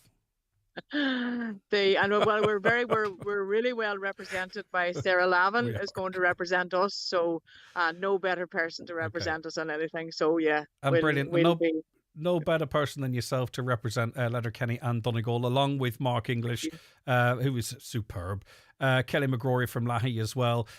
Rachel Dara from Rafo. There's other connections, not only within the Irish team, but actually also with other teams, other Donegal people involved in it. We've so much reason to be proud. And these crop of athletes that we have are really inspirational, and hopefully they'll drive the new generation as well. Hi, good luck to Teresa and all the Irish team from all at Donegal Community Games, and from all of us as well, Teresa. Thanks for being so generous with your time. Thank you so much. And thanks for being such a great camera woman. You captured a bit of training in the background, the track. Well done to you. I can swing around now and let you have a look. Well, if you could run over and get an interview with Mark English, I'll be your best friend. I'm only joking. Take care, Teresa. Okay, bye-bye. All the best. God bless you. Have fun. Enjoy it as well. That's Letterkenny's own Teresa McDade. Lovely lady, and really generous with us. Literally on the track there. Those of you watching will have seen Charlene running up and down in the background, and Mark was over one of the shoulders getting ready, and also wee insight into the background of the Donegal camp, chatting to one of the key players in the back room there. 086 60 25,000. Sandra McRae says best of luck to Teresa and Team Ireland. Indeed, we all join in that. As I say, there is some speculation that Celine Dion might perform, which would be one of her first performance for quite some time. Many of you would watch the documentary and be aware of the condition she has. That would be really quite remarkable. She's French-Canadian, isn't she? Or Canadian-French. And also, there was a piano with someone who looked very much like Lady Gaga on Spotted. Okay, because there's a flotilla. Isn't that the right phrase? A flotilla. 10,000 athletes will be on this flotilla of boats along 6 kilometres, that's 3.7 miles route from the waterway, which has been under intense scrutiny for its cleanliness. And I think there was I don't know whatever came of it because there was no backup, but there was a protest, people protesting at it. And they asked people further up the Seine to throw all their poo-poo and wee-wee into the sea, into the river, so it would flow down into Paris. I'm not sure if anything ever come of that. But anyway, there you go. That's what people will protest, and that was one of the protests. The McElhenney's summer sale has just gotten bigger with hundreds of new lines up to half price, so grab your favourite brands right now for less. Make your savings go further on sterling cash purchases with a €1.20 rate. Be quick and shop the sale rails this summer at McElhenney's Ballybuffet or online at mcelhenneys.com. Irish sun doesn't really count, right? Look, we all deserve a bit of sun. Skin cancer is the most common cancer in Ireland, so whether you're at home or abroad, protect your skin by following these sun smart steps. Slip into long loose clothes, slop on the sunscreen, slap on a sun hat, seek shade. Yeah, even on the cloudy days. Oh, and slide on the sunglasses. I do have very funky sunglasses. And I do love this hat. Be sun smart from the HSE and Healthy Ireland. Leisureland Redcastle open every day all summer long. Perfect for family day trips. Offers excellent value for birthday party packages. For a memorable family experience this summer, visit Leisureland Redcastle. See leisurelandredcastle.ie for more details. Live at Lifford Old Courthouse, check out the great lineup of acts and entertainment. Book tickets now for Alton on August 17th. Other big acts coming this year include Tina Turner Tribute, Proud Mary, Absolute Eagles, Springsteen, The King, Dolly Parton and Shania Twain. Ticket and meal packages available at Lifford Old Courthouse. Book now at liffordoldcourthouse.com. It's a busy time on farms, so watch out for tractors, trailers and other farm machinery using the roads. Be patient, slow down and only overtake farm machinery when it's safe to do so. If you're driving a tractor, you must hold a licence. Make sure your vehicle is roadworthy, check your load regularly and drive at a safe speed. Be aware of traffic building up behind you and when possible, allow cars to pass safely. From the Road Safety Authority and the Irish Farmers Association. Discover the hidden gem of Letterkenny La Papa Kitchen and Coffee House, where you can indulge with friends in delicious butter bowls, pastas and light bites. There's something for everyone to enjoy. Join our Facebook competition to celebrate our 1-year anniversary with a chance to win a meal for you and 3 friends. Remember the name, La Papa, located next to KO Fitness and McGinley's Furniture on Joe Bonner Road. All right, contacted by concerned listeners in the St. Johnston area. Neil joins me first. Neil, good morning to you. Thanks for chatting to me. I know it's something you obviously thought long and hard about, but judging by the text, you're at your wit's end, Neil. Yes. Oh, is that... Sorry, Philomena, I beg your pardon. Philomena, good morning to you. Yes, sorry, my mistake, Philomena. So what is the situation? What are you living through? Well, every weekend, these cars... They started off a few cars down at the junction. That wasn't too bad. But they're getting more every weekend, and they're lined up now in front of our own house. And the noise of them, and it goes on there to 12 and 1 o'clock every Saturday night. But last week, it was a Friday night. And at least there were about 15 cars lined up, taking all their turns, doing these donuts or whatever you call them. And the noise is just stand clear. Terrible. Now, for listeners, this is in the St. Johnston area outside the council yard at the junction. Presumably, you've contacted the Gardaí, Philomena. What have the Gardaí done or said? The Gardaí came one night there and they just sat until the cars all moved away. And for an hour after that, then they come back again. And, you know, it's just terrible that you can't get to your bed or anything at night and the noise. And just waiting to be a fatality some night. And there's different age groups of people. I think you said in a message to us, a lot of older people live there. They can't sleep at night and presumably worried, Philomena. It's very worrying, yes. And we're 2 pensioners, myself and my husband. And there's other ones lives along here and the ones as a young family here. And, it's just not, it's terrible. So it is. Now, Philomena, would you be expecting this to happen again tonight? Yes. I would. Right. It was nearly always a Saturday night, but last weekend it was a Friday night and a Sunday night.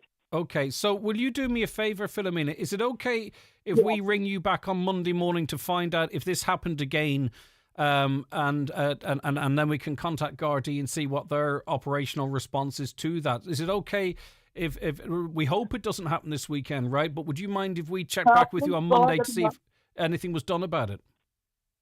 Yeah, that's okay. That's grand then. Right, okay. Thank you. All right, well, don't do that. All right, Philomena. All right, bye-bye. Okay, that's Philomena then. Listen, there's concerns too that there might be drink and drugs there, and also a sense that maybe the Gardaí might be scared of these people. So that's diffing every weekend in St. John's outside the council yard at the junction. People are scared in their homes. They can't sleep at night. So what we'll do is we'll see if it persists again this weekend, and can follow it up in much greater detail next week from Monday onwards. So we'll check back with Philomena on Monday and see what the situation was at the weekend. I'm sure Caroline or myself or Shannon will remember to do so. A caller says, didn't hear Greg this morning. What? Okay, right, that's fine. That hurts. Didn't hear Greg this morning, but you must have been bullying a Fine Gael rep if Doreen texted in. Well, I actually did text in. Hello, Doreen. But no, of course it wasn't bullying. Asking questions, my God. We're getting very soft in this county. You can't ask questions anymore or try and get to the bottom of a policy or anything. Anyway, John's perfectly happy with the line of questioning and he shook my hand as he left. Tired of the immigration debate, says another. It never solves the issues abroad anyways. We bring in thousands and 2,000 or 3,000 more are born into the same horrible situations. I'd much rather see money being put towards actually making positive change abroad in all these countries that are often brutally corrupt indeed. But listen, the bottom line is a lot of these people are leaving for a life that all the investment in their area perhaps couldn't be achieved. And climate's a big issue as well. Good topics discussed today. It's always nice to hear the viewpoints from a mix of different people from various backgrounds and experiences, and especially nice to hear someone on from in through South Donegal. Thanks, Greg. And yeah, I get you. And we do tap into South Donegal as well, and that's the advantage of bringing in people remotely. We can sort of get them from wherever they are. Where are all the great exposers of corruption today, writing nonsense because they're afraid to upset their paymaster? Most journalists, says another, are now press officers or political advisors for ministers, so of course they're not going to upset the government. They're all looking at cosy jobs for themselves. But the bottom line is now you question too hard and you're ostracised, you're taken out of the loop, your access is withdrawn.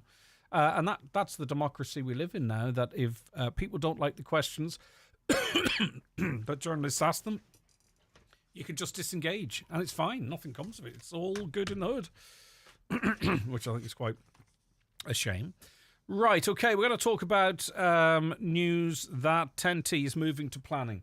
We were going to talk about this to the panel, but just didn't get time. It's potentially big news, but it could still be a while before we see a spade in the ground, metaphorically speaking. We're going to bring in a person to talk about that in a moment. Hi, Greg, and your panel. In relation to funding for content for RTE, a League of Ireland club were playing in the Champions League on Wednesday, a packed stadium, and RTE did not show the match. Their coverage of the domestic League of Ireland is shocking. This would not happen in any other country in Europe. Another, RTE doesn't know where Donegal is, and as for the weather, look at BBC Northern Ireland, always gives the best weather forecast. Another morning, Gregory RTE, yet another case of the government not listening to the electorate.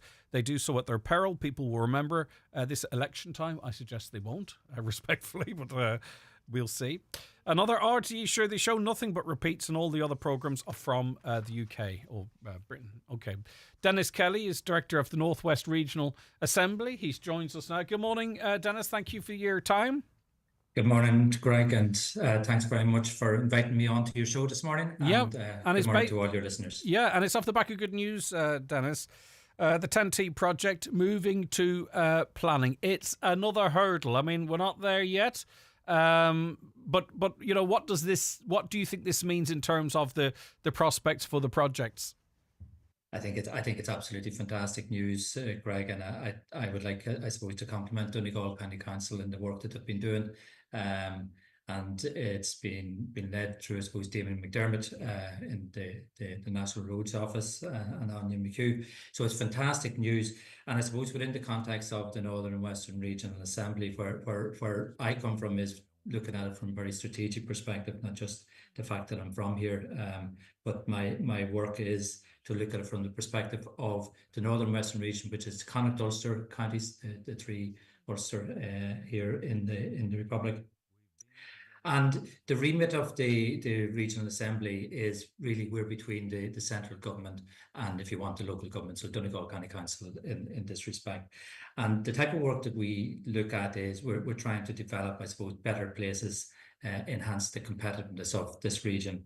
And we do try to act as a collaborative platform for all the various agencies. So our role is looking essentially at the regional development potential of the area, trying to have better policy.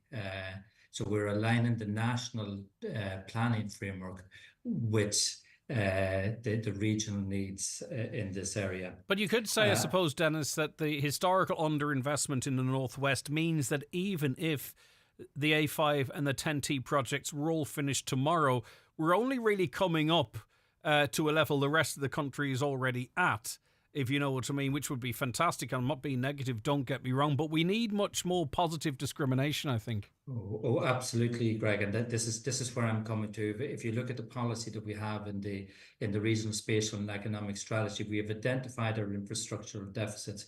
We've called them out. We've identified that we have a deficiency in our infrastructure.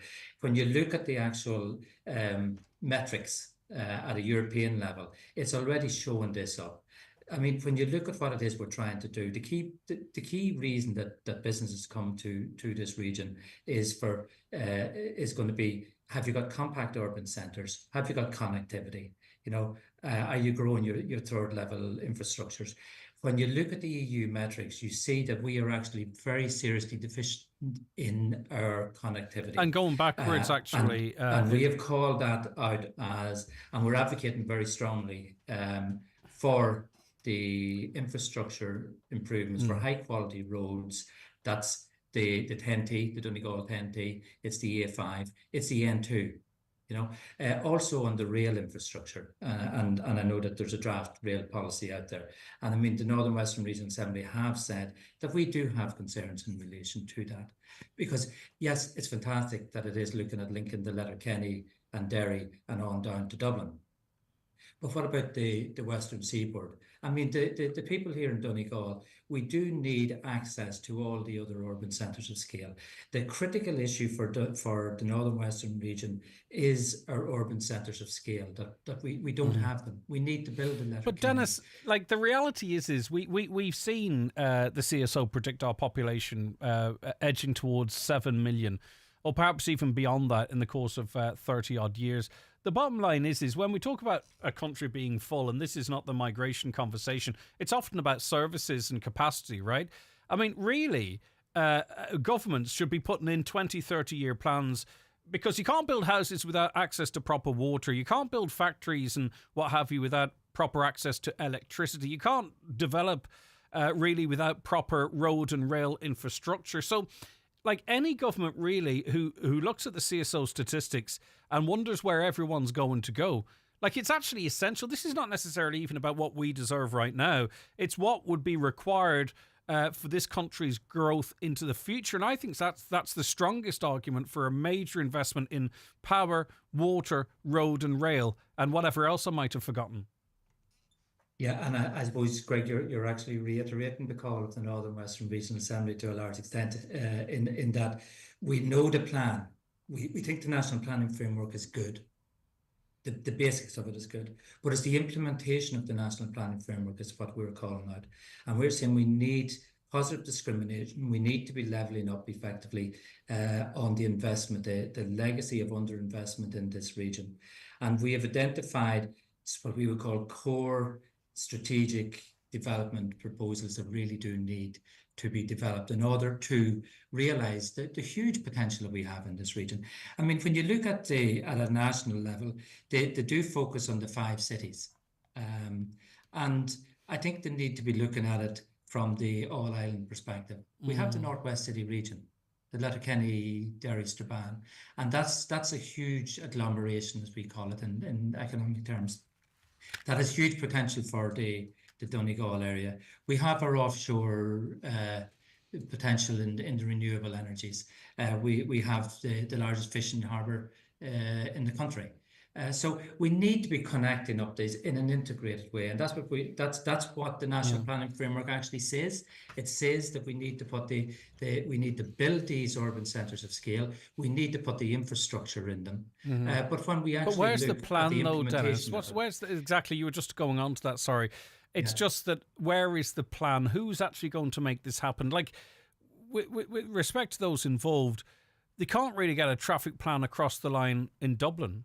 You know, whatever was there now has been watered down into a drip of what it was previously. It just concerns me that if you can't get what seemingly is relatively simple situation in Dublin resolved, and we're talking and we're talking and we're talking, and it's great the 10-2's moved to planning, but where is the plan for delivery? Where is the reality of, where is the targets? You know, we do everything in this country in 5-year cycles. You know, where's the actual 30-year plan? Like, that's ridiculous notion that there'd be 1 million electric cars on the road by 2030. Like, who signed off on saying that might actually happen? You know, so there's a lot of things that sort of might make people question their faith in how this is all going to happen. Yeah, and I suppose that's why we were calling as an assembly. We had suggested there should be a Minister for Regional Development. Now, whatever you call it doesn't really matter, but we have called that out, because when we see the investment that's going on in the country, I'm not saying that one individual department isn't doing the right thing in spending their money, but they need to be looking at where the impact is, because the impact has been that we're being underinvested in this region, and there's serious gaps, and those gaps are increasing. Interestingly, I seen at the McGill summer seminar there, the Taoiseach made reference to seemingly thinking along those lines as well. And we did meet the former Taoiseach in Monaghan. We spent a full half day with him, and we advocated very strongly for infrastructure in the Northwest. And I do feel he got it. I do feel he got it. Now, it's like everything, you have to keep moving on these. It's a moving target, but we need to ensure that everybody in the region is actually saying the same thing. Well, that's it, because I'm looking at that map over your right shoulder as I see it, right? And Derry and Tyrone on in there, unless I'm missing it. So we've got Donegal County Council with Derry, this sort of northwest city status, right? Then you've got your organisation there that seems to focus on counties in the Republic. I just wonder, really, are we all on the same page? And we don't, sorry, Greg, we don't actually. The Northern Western Regional Assembly, when you look at the regional spatial and economic strategy, we do acknowledge that we have an administrative functional area. But in the strategy, we actually say we don't really recognise borders like that. Well, the map over your right shoulder does. I'd work on that for a start. Yeah, well, I think if you look at the regional spatial and economic strategy, you'll actually see the map that shows, for example, in the Donegal, we showed that it's the catchment where it's a flow into Derry, where it's a flow into Tyrone. Then when you come round to the Cavan Monaghan area, we're talking the catchment that flows into the north. So we don't actually, and then when you look at down in the Galway area, we actually recognise that the catchment is bigger than that. I get you, okay. We try to say, look, at the catchment, you have to talk with people and their communities, and not the administrative boundaries. Yeah, I get you, of course. And I just wonder, Dennis, and this is not a commentary on who's in government or whether there's a border poll or isn't a border poll, but in reality, when we're talking about planning perhaps so far in front of us now, we really need to be looking at it. Of course, we can have a regional focus, but I think we need to be looking at what a future 32 county Ireland might look like in terms of, you know, planning for the future, our infrastructure. Like, will a stronger connection between one area and another be more important in a 32 context than do you get where I'm coming from? Like, because as I say, that's 10, 20, 30 years down the line. But I think if we're planning, we probably have to factor that in if we're not already. We do, Greg, I suppose I have to be sensitive in those spaces, and what I think I've said really is we look about people and their catchments and their communities, and we do see it that it should be within the all island context. Yeah, I think so. And that's why we put so much emphasis on the Northwest City region. We don't have obviously any jurisdiction outside the 26 counties, but we do have to recognise that we're talking about people and communities, and our community up in the border area is totally, it doesn't recognise the border really. Of course, I get that. And that's why it's so important that we do that. And in fairness, I think government is in that space, Greg, as well. There's political sensitivities and all of that. But that's why I suppose you have the North-South grouping, and you have the whole work that Donegal and Derry is doing together and has been consistently doing now for, this last 10, 15 years, which they always were. Brilliant. But that is exactly, you're exactly reflecting our feeling. Our feeling really is we need to recognise the gaps in the investment that is coming to the northern and western region. We need to acknowledge that there are communities that are cross-boundary, and we need to recognise the huge importance of the northwest city of Letterkenny, Derry, Strabane, and we need to be providing the infrastructure that links the likes of the northwest city region with Galway, with Dublin, with Belfast. So we do need the 10T. It is moving forward. It is fantastic to hear that. I think it's really positive news. The A5 obviously is another additional factor in that, and also the connection over to Belfast. These are critical for us.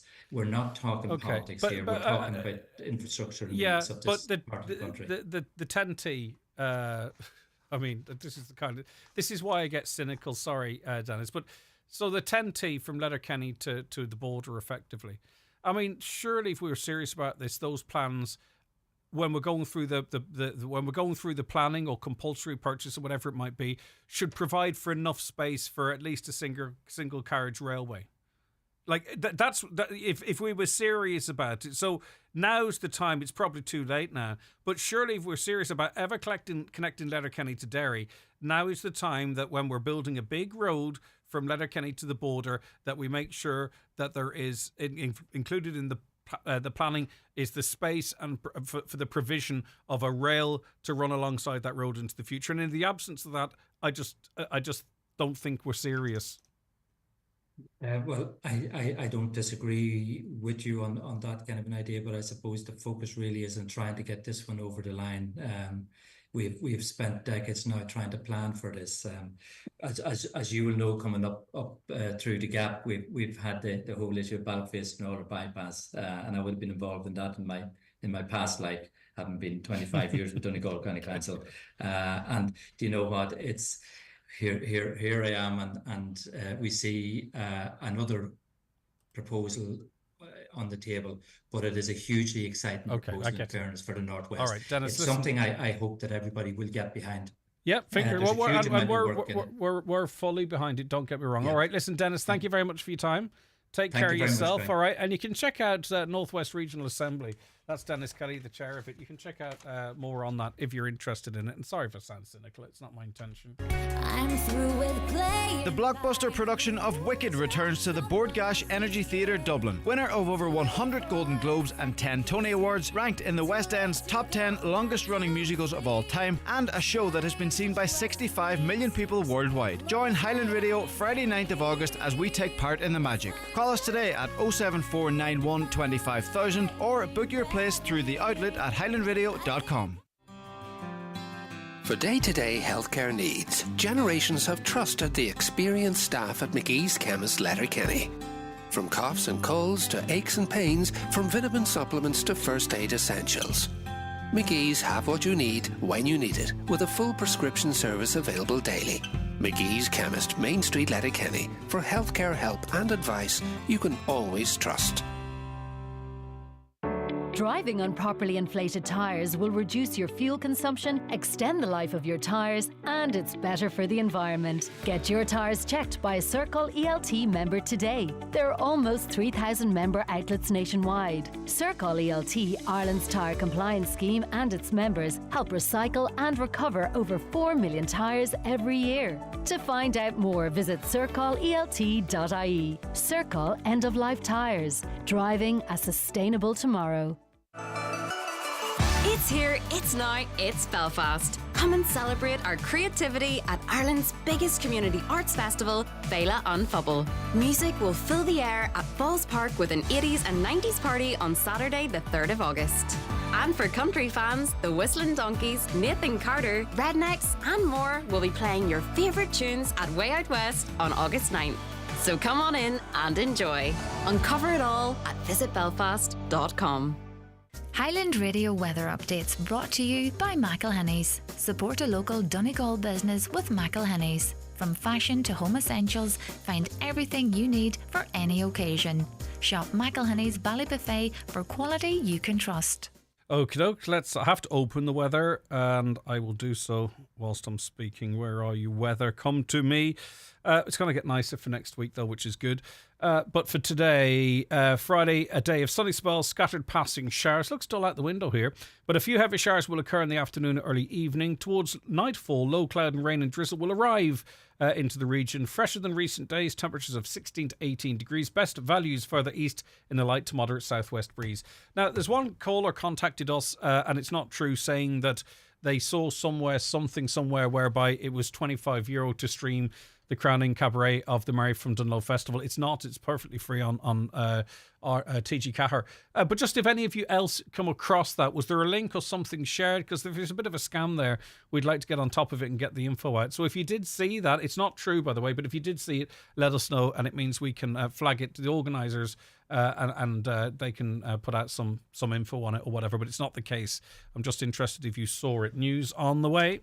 Glenalla Garden Fete takes place this Saturday 27th at Franklin's Glenalla Estate from 12:30. Enjoy teas, kickstalls, bric-a-brac and much more, with proceeds in aid of Glenalla Church Fund.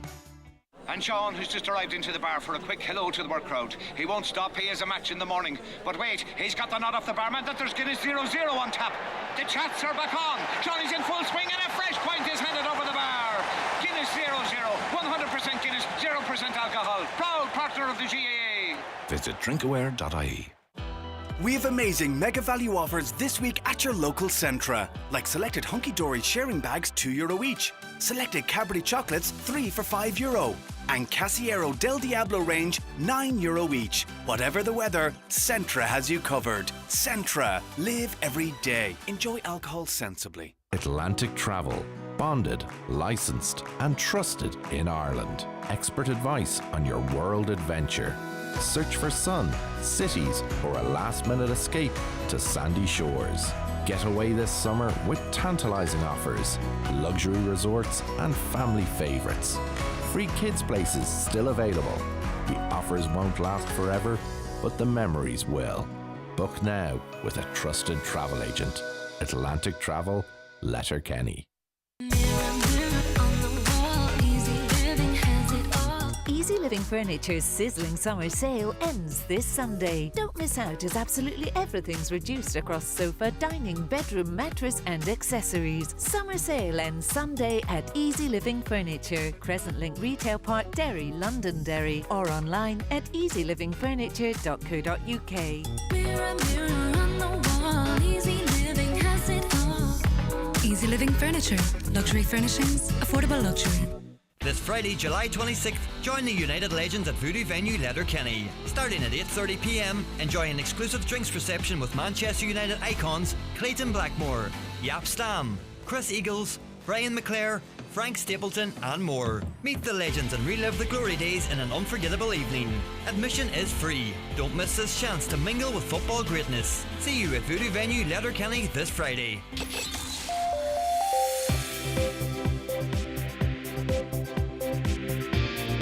With all the stories that matter across the Northwest, it's Greg Hughes on the 9 to Noon Show on Highland Radio. Okay, it is 11 o'clock. Let's get that news update, and it's over to Michaela Clark. Thanks, Greg. Good morning. It was an extremely busy night last night for the Donegal Fire Service. The service responded to a total of 4 incidents. Residents of a HSE-owned property in Dunlo were safely evacuated after a fire broke out in the attic of the building. Meanwhile, a blaze broke out at what is believed to be a vacant property in the Lismonaghan area of Letterkenny at around 5 a.m. The fire was brought under control, while a short time later, between 5:30 and 6 a.m, the fire service was again tasked, this time to a fire at 2 sheds on the Pierce Road at the old bacon factory site. The fire service was also tasked to provide assistance during a diabetic blackout in Inishowen. As Media Minister Catherine Martin today rejects claims that the government has handed RTE a blank cheque, a Midlands North West MEP doesn't believe the funding for the broadcaster is fair.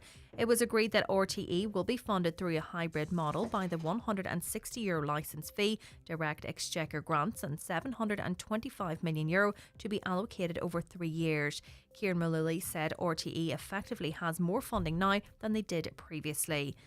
The Donegal ladies football manager has confirmed he is considering running in the next general election for Fine Gael. John McNulty has previously contested the Donegal electoral area local elections but failed to take a seat, and in 2014 he was the Fine Gael nominee in the Shannon by-election but asked people not to vote for him after a controversy developed about his nomination to the board of the Irish Museum of Modern Art.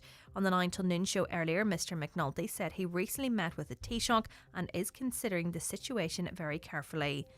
The Road Safety Authority is encouraging people to talk to their loved ones if they're worried about their behaviour behind the wheel. The RSA has launched a Time to Talk campaign aimed at highlighting the dangers of speeding and using your phone while driving. 109 people have been killed on the roads so far this year, an increase of 17 on the same time last year.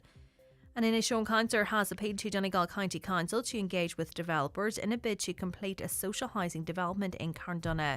Councillor Albert Doherty says it was disappointing that the Cluandar development was not included in an update report at the Council's recent special housing meeting. The 58-unit project in Carndonagh entered a stalemate a number of months ago. And Donegal County Council has launched a new community newsletter.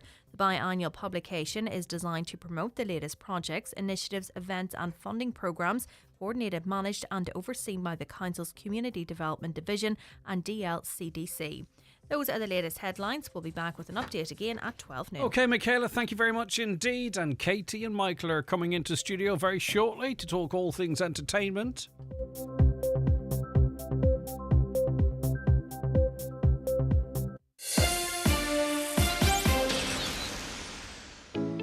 The National Inpatient Experience Survey is underway. If you spent 24 hours or more in a public hospital during May this year, you may have received an invitation in the post asking you to take part in the survey. Sharing your experience will help us to improve hospital care for everyone. For more information, visit yourexperience.ie. Thank you from the HSE, HICWA and the Department of Health.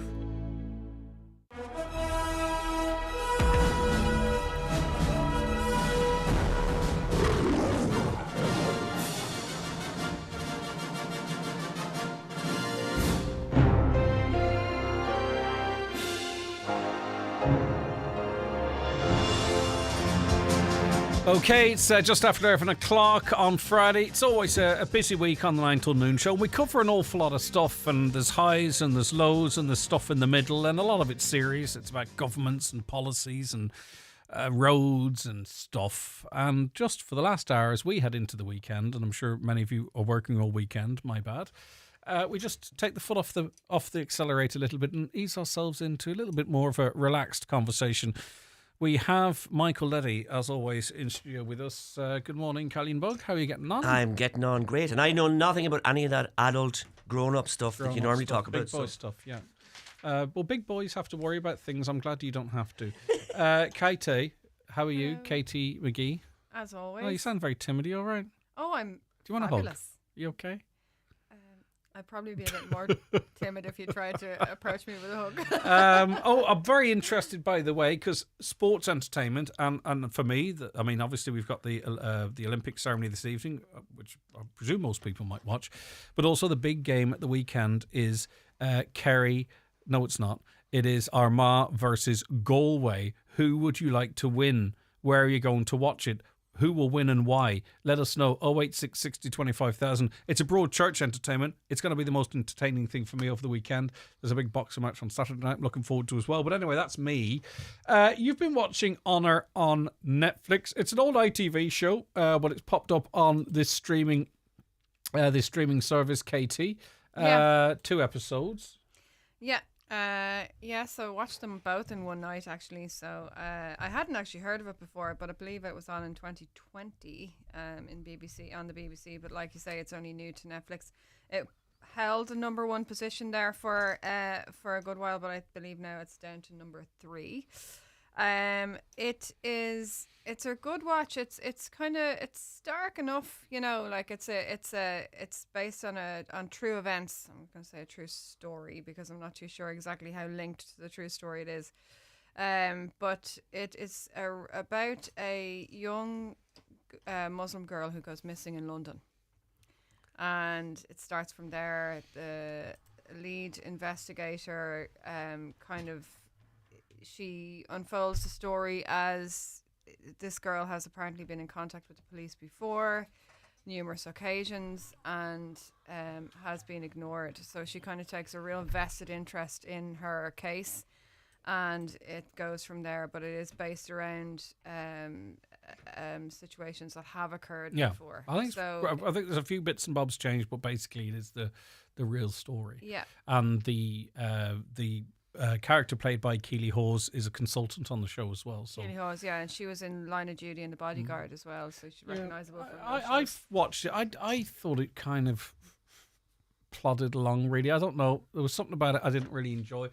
What do you think about... I'm not being all woke at this, but what do you think about the representation of women in a lot of these British dramas? Like, they're always finding somewhere to put the handbag down. That's the one thing I noticed. Watch it back and see how often Keely Hawes is fiddling with her handbag and walking around with it on her shoulder and panically putting it down. And also the women are always incredibly emotionally vulnerable. Do you know what I mean? It's always... it's always a mature. No, but I get where you're coming from, but I think in this the 1970s. This is bang up to date. This is 2016. It happened in. I think in this case, you're talking about a female lead detective who becomes kind of emotionally attached to the. So you think it's important for the narrative then? I do. I kind of do. I think it's kind of it shows her drive. That's her her driving force to kind of get to the bottom of it over maybe some of her colleagues. And I suppose if the detective herself was a consultant on this, she must have been happy with how it was represented. It seems just very familiar. It's almost like the male detective is divorced, an alcoholic, and you know what I mean. Does anyone ever really comment on that though? All the time. We've discussed it. We've discussed it loads of times. But there's there is you have your male counterpart like American Hero, but that's just accepted. On CSI Miami, Horatio used to get always emotional. He'd be like, "They killed that poor girl," and he'd be, and you'd be like, "Come on, get over it, Horatio. Get on with the job." So I don't like. I get where you're. I think okay. It's just she seems like they get through it despite their emotional, But anyway, as you that's said fine. before, Greg, you find it with a lot of those English shows anyway.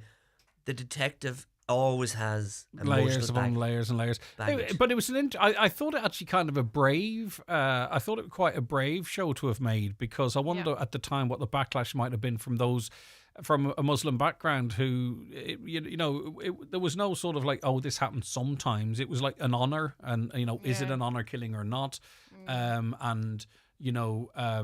People that may or may not have been involved in it. If I was in Iraq, I'd be a hero. Do you know what I mean? It didn't sugarcoat it in that regard, did it, Katie? I definitely felt that when I was watching it. I was like, God, I wonder, because I when it first came out, I like I said, I don't recall it from before, so I obviously don't know anything around what controversy it caused. But I was like, God, this must have brought something about. Or even in 2016, I suppose you're kind of going back 8 years now, so even now I think if they were to reintroduce it now as a new show, I wonder what way it would be perceived.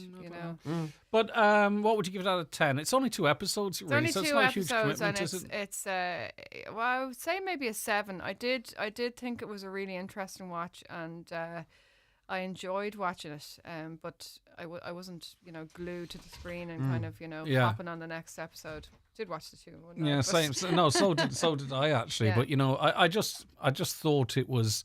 I thought it was quite kind of padded out that they kind of Is it had 2 1 hours or 2? No, about 250 odd minutes. 50 odd minutes. So it's basically a movie. It's basically Yeah, a 2 hour but movie. I just feel like there's a beginning, a middle, and end, and then sort of to fill in quite a lot of bits in and around there.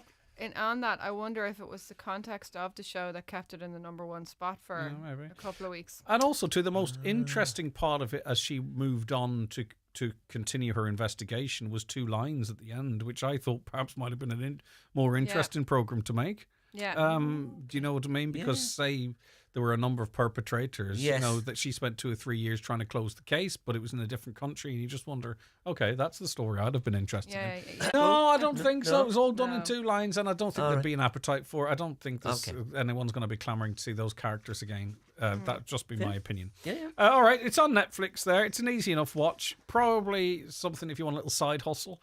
I don't think it's Saturday night viewing, but sort of if you've an hour during the day or in the early evening, definitely go with that. Yeah. Right, let us go to the cinema because we've got Wolverine and Deadpool, or vice versa. Deadpool and Wolverine. This is out now. It's out. It came out yesterday. 3-4 screenings yesterday. It's getting a lot of screenings over the weekend, and it's definitely the movie to see this weekend. If you're a fan, and a lot of people are fans of either the Deadpool movies, of which we've had 2, and then there's the Wolverine / X-Men movies, of which I think he's done 10 of them, including a couple of cameos. This is the movie that brings Hugh Jackman back to the part of Wolverine, because he had previously closed the door on that part, and he said he was not coming back. Was he written out of the He was that written world? out definitively Right. in the Logan movie. Right, so do they have to sort out a reason to bring him back, or is this just predates all of that? No, they have to figure out a way to bring him back, because it was a definitive ending, and it's considered to be an absolute masterpiece. That film is really highly regarded, and so Logan. yeah, Mm-hmm. big time. And so Hugh Jackman was nervous at the time about ever coming back. That's why he said he wouldn't do it. And it's been well documented that Kevin Feige, the boss of the studio, as much as he wanted to have this movie be a success, he advised Jackman not to come back and do it. But it undoes what they achieved in the Yes, Logan film. he said what you did there was the greatest ending to a character. You might mess with it, but they decided to take the risk, and they have worked very hard to not ruin the legacy of Logan. And in the opinion of every critic, and definitely of myself and Fionnuala, we both saw it yesterday, they haven't ruined it. They've done a great job. I haven't watched much of Wolverine. No. But Deadpool obviously is a comedy. Yes. So is it a different Wolverine that people are used to? No. What they've done very well, somebody pointed this out to me online, is that while Deadpool is his usual self and he's very funny and he's very foul-mouthed, they've just kept Logan, while he's amusing, Wolverine / Logan, he's just grumpy. He's Deadpan. Really deadpan. They make a great double act Mm-hmm. because he doesn't enter into any of the banter. He's just, from the minute they pair up, which happens very early in the movie, he's just clearly sick of Deadpool and his nonsense, and he just wants him out of there. And that makes it very enjoyable to watch. And in the past, in Deadpool movies, they've joked about sort of that fourth wall, joking about there's no certain characters because they can't afford the rights to them. Yes. I can't imagine that this film go by without referencing that. Well, this film is the first one that Deadpool has done inside the proper Marvel universe. Yeah. So he really has access, and I got to be very careful what I say here, but he has access to everybody and everything.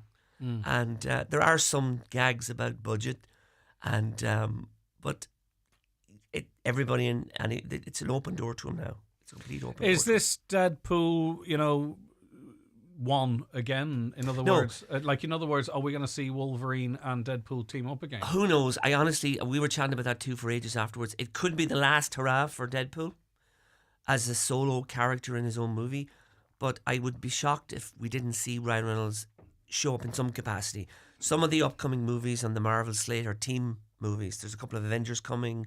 There's a Secret Wars. There's a Thunderbolts. There's a few of these. Really are just not going to stop flogging that dead horse. They're not going to stop. Well, it's far from me. It just seems so confusing. Oh, I know. As soon as it starts do you really the think? universes, There's only one movie this year, the whole year. I know, but you're like, is it before? Is it after? Who's It's all he? after. Is he it not gone? Oh, Universe? he's back. He's back. It's like Coronation Street. It's exactly the same as Like Coronation. the abuse they got in Dallas for bringing one character Yeah. back. I know. You know, and this is just like, right, okay, that wasn't a success. We'll We're bring gonna everybody revive back. these characters. We'll bring everybody back. I mean, I think it really talks to a serious lack of imagination in Hollywood. It really I know, does. you've said They're that before, just yeah. You've constantly said that before. raking old They regurgitate coals. everything nowadays. You know. And I it's think like- though, there's with these characters, there's just so many stories still to tell. There's so much still to tell, and they get to bring. But the great films are nonsense crap. Which was the great films, the big films. You know what I mean? Like, I don't want to sound like a harking back to the day, but do you ever find yourself, and this is to listeners as well, do you ever find yourself looking, what can I watch?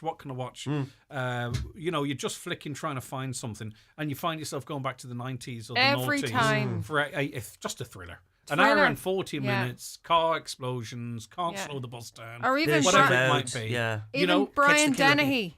Mm. Brian Oh, I Dennehy love Brian Dennehy. movies. Love Yeah. Brian Dennehy. You know, The Fugitive, Yeah. In the Line of Fire, Yeah. Yep. Con Air. Final analysis. Yeah, even Basic Instinct, Silence Yeah. the Lambs. That one I've seen. None of the rest I've seen. But You I know know, which one about, yeah. the Spider's Web or whatever. Along Do you know Came what- a Spider. Along Came a Spider. What's You know, that one with I'm- Ed Norton? Hannibal. No, Ed Norton and Michael Douglas. Like, I'm watching a film. I started watching a film. I started watching a film. The Like Net. Falling Is it? Down or something, no? Is it The Net with Sandra Bullock? in Oh, it? yeah, the 19, yeah. It's pure and utter trash, but it's a classic 90s thriller. Do you know what I mean? You just don't. Now, am I being nostalgic? Is this like people might say about music? But I'm looking on Netflix at all that's modern. And they don't have that, It's John. there's just nothing. Yeah. There's just nothing there. Yeah. I think You know, maybe Twister might be, but you know, maybe Twister's a hawk. I haven't seen it. Yeah, no, it's a huge hit as well. We reviewed it last week. Yeah, it's big. It's doing extremely well, way above expectations. Twisters is, but yeah, in terms of the sort of thriller that you describe, for me, looking for those kind of things, I've gone to TV shows like The Recruit or The Night Agent or those kind of things, because that's where you get But that. sometimes you just want a film.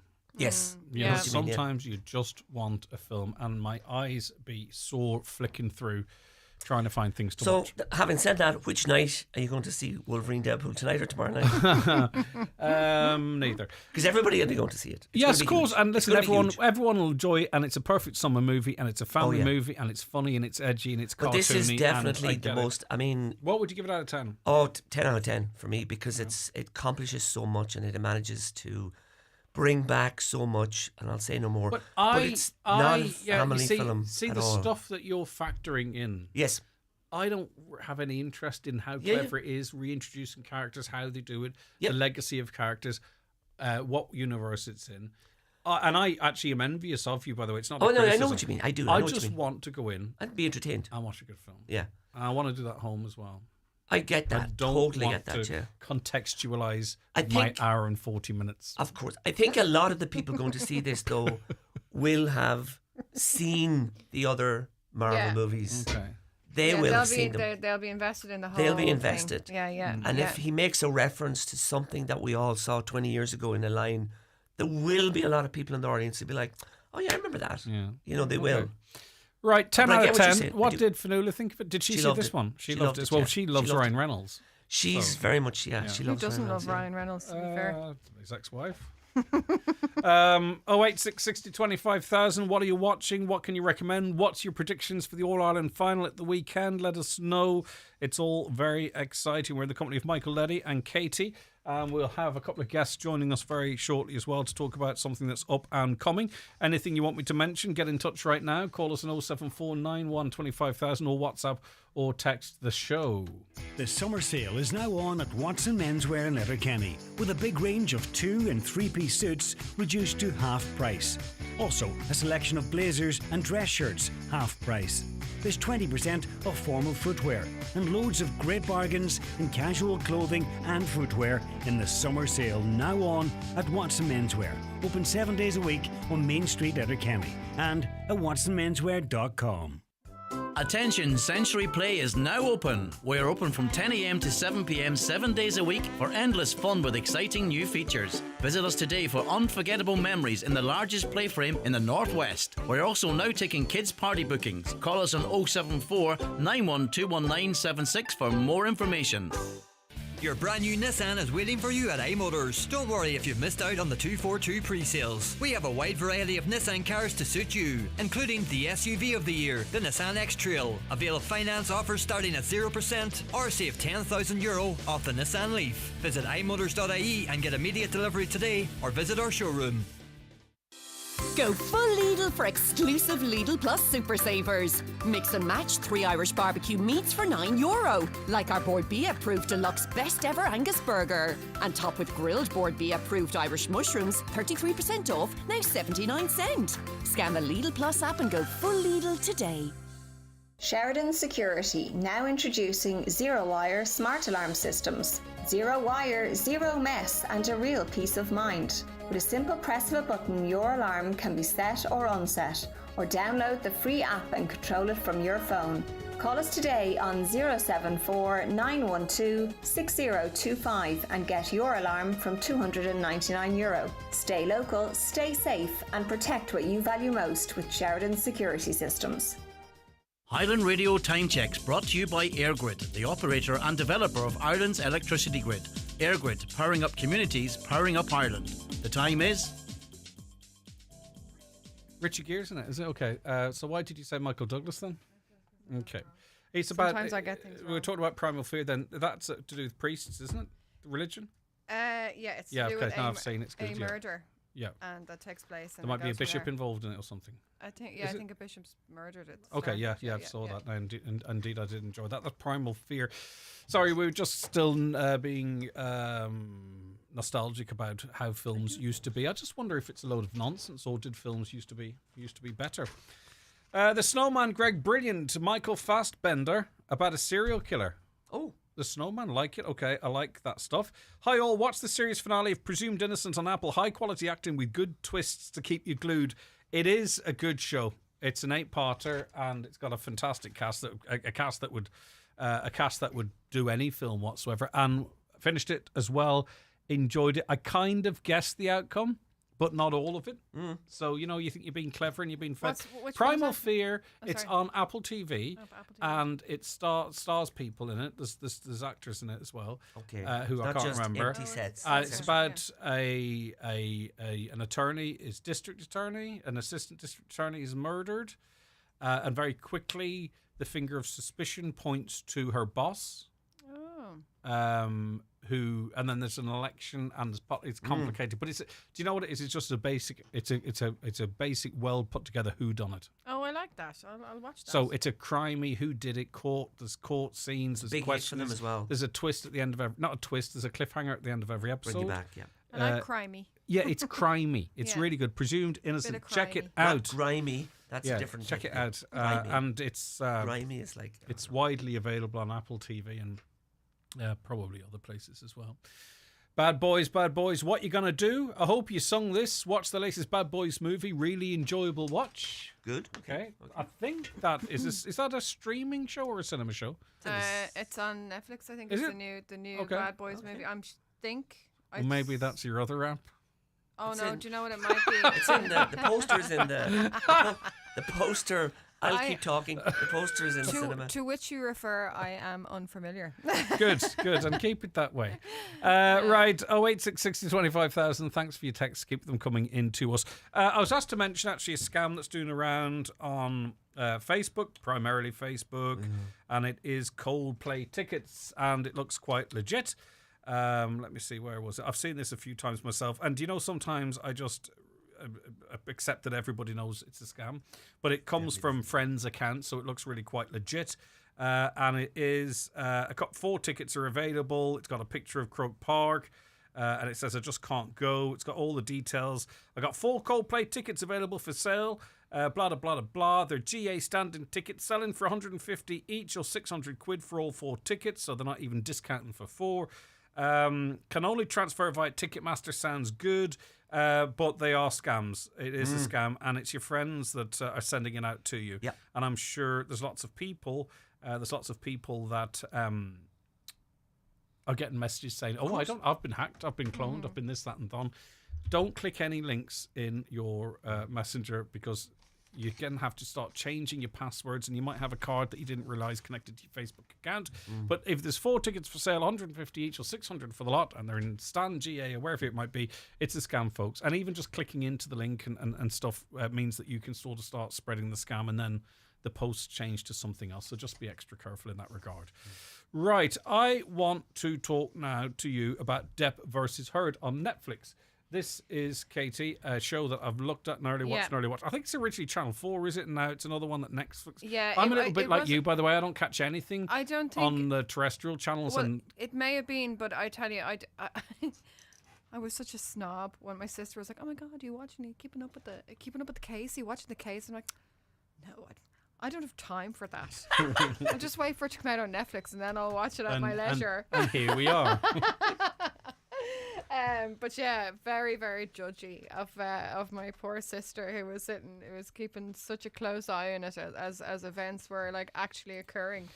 But yeah, so I knew very little about it at the time. I knew that she was getting a lot of flack for her part in the whole thing, and that he was coming out a bit of a hero. So I really wanted to kind of sit down and watch it just purely for that, just to see kind of what way the events actually unfolded. And obviously you're looking at a very produced version. But do you get events. a sense that the producers are coming at this absolutely down the middle? I down the middle, yeah. Okay. Yeah, I think so, because they don't, like, they really highlight, that what they do really highlight actually is how social media were very pro Johnny Depp. Yeah, it was massive on TikTok. Yeah. She was absolutely Dogged hammered across that platform. every which way before, and it didn't matter what she said or what evidence was produced in her favor. They found a way. The social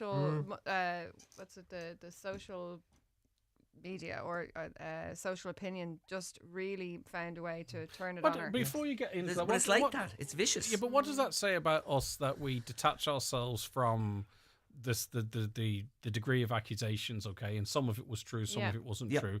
What does it say about us that we just sort of back someone, right? So that you back Depp. Sure, everyone has a drink and does this or that, right? Yeah. I mean, as humanity, we're really letting ourselves down, I think. And you could say the same for those that blindly supported her. 100%. And I like, that's why, and that's kind of why I don't, like, I sometimes watch these like group chats and stuff like that on Facebook with interest, just to see how mean people are, like really and truly mean and horrendous.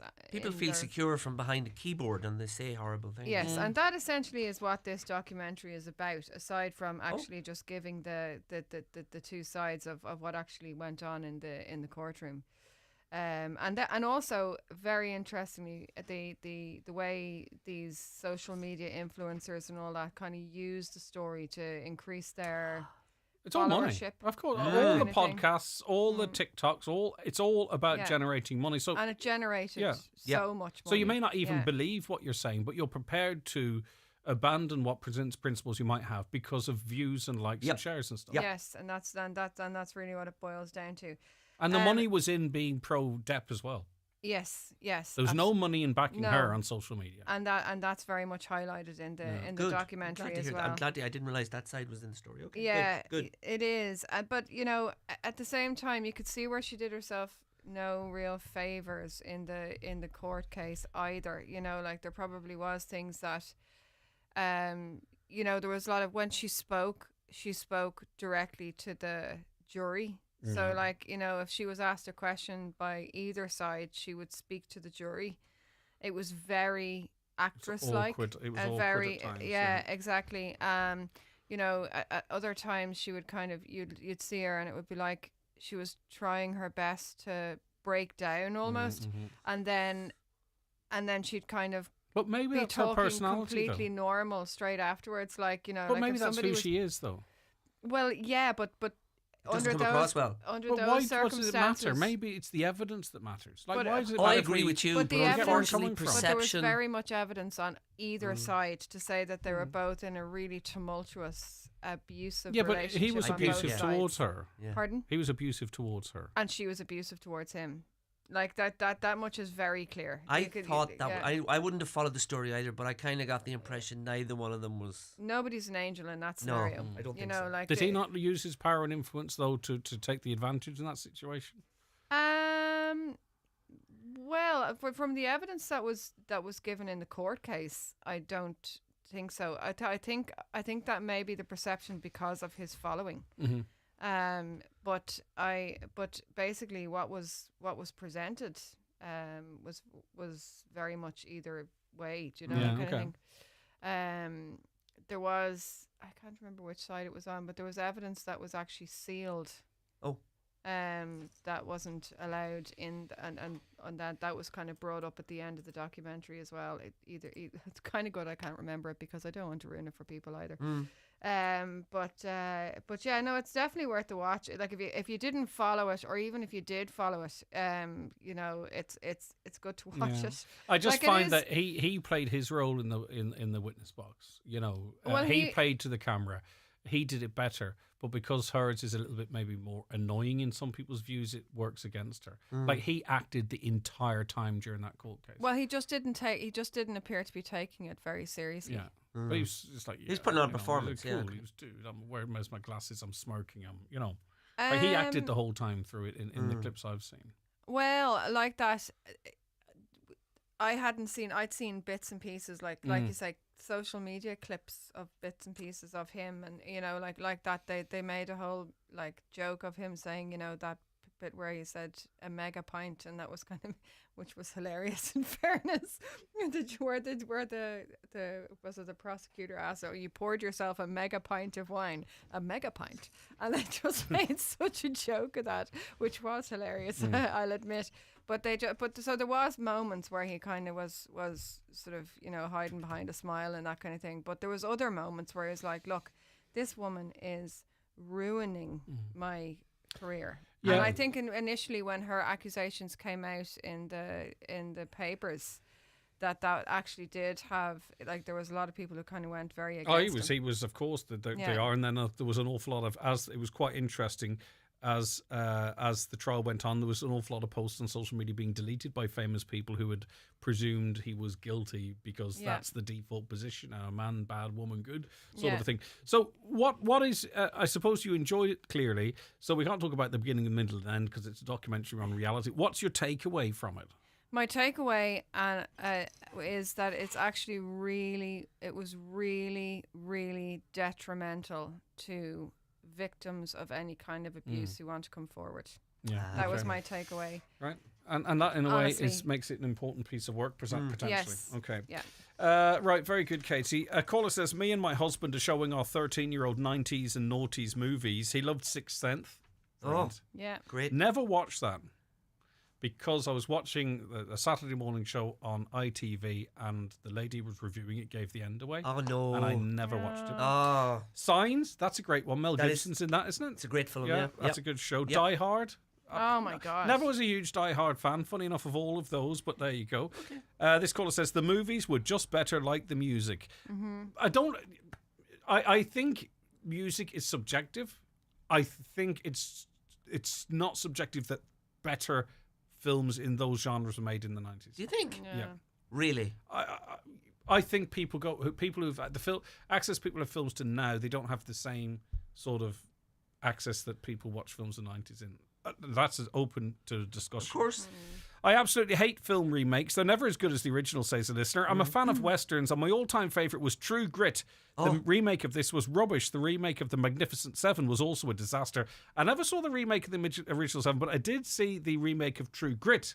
But I hadn't seen the original with John Wayne. But I really enjoyed that because I didn't have the context of it. Of the being original, compared yeah. to Well, I something love else. the original. Like, I would have seen I mean, that. is there any remakes better than the original? That's a great question. I don't think it's hard to know, isn't it? I don't know. I can't think of one film that I've watched that is a remake. But Twister is effective. I know they're saying it's not a remake, but it No, is it's a not. remake. It is a remake. It's a remake. Like, okay. In the sense that every sequel is a remake, yeah. Yeah, but I mean, there's In the a word sense that- for it. What is it in Scream? In the Scream movie, they talk about it. It's not a remake. It's a Remastered or something? No, there's a phrase for it. There is a film phrase for it. It's not a remake. It's not Reboot. a sequel. It's a requel. Oh, a right. requel. Oh, gosh. Yeah. Oh, my God. Twister's a requel. Really? Yeah. Right. Have you taken your tablets? So no, it's a remake. I know what but you it's mean. a sequel. I know what you mean. Yeah. Okay.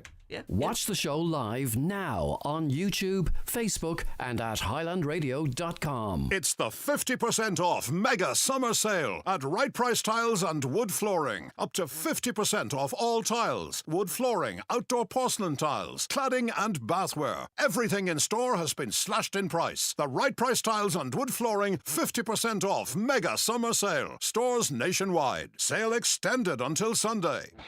Ensure the safety of your team with SafeTech. We have part-funded courses in first aid, people moving and handling, confined spaces, food hygiene, quad bikes, fire warden, IPAF MUPS, electrofusion, welding and machinery cards for Ireland and UK sites. Also delivering online courses like utilities, water hygiene and construction supervisors. SafeTech can deliver group training at your business premises. To find out more, contact safetech.ie today.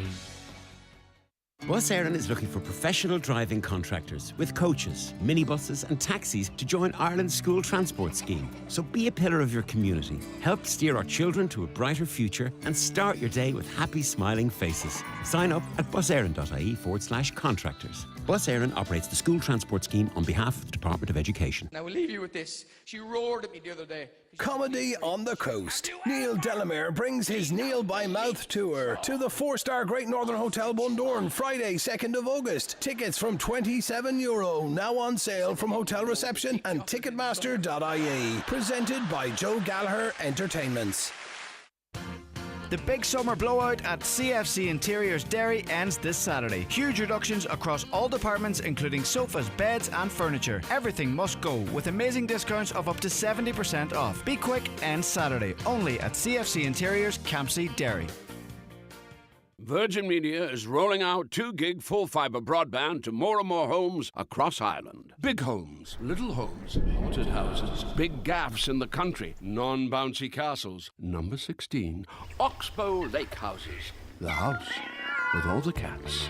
To get Ireland's best broadband, check your address at virginmedia.ie. Virgin Media, it's playtime. T's and C's apply. See virginmedia.ie. Subject to availability. Ireland's best broadband. See virginmedia.ie/proof. Okay, Katie and Michael will be back with us in a moment, but they've been replaced by 2 people in the seats.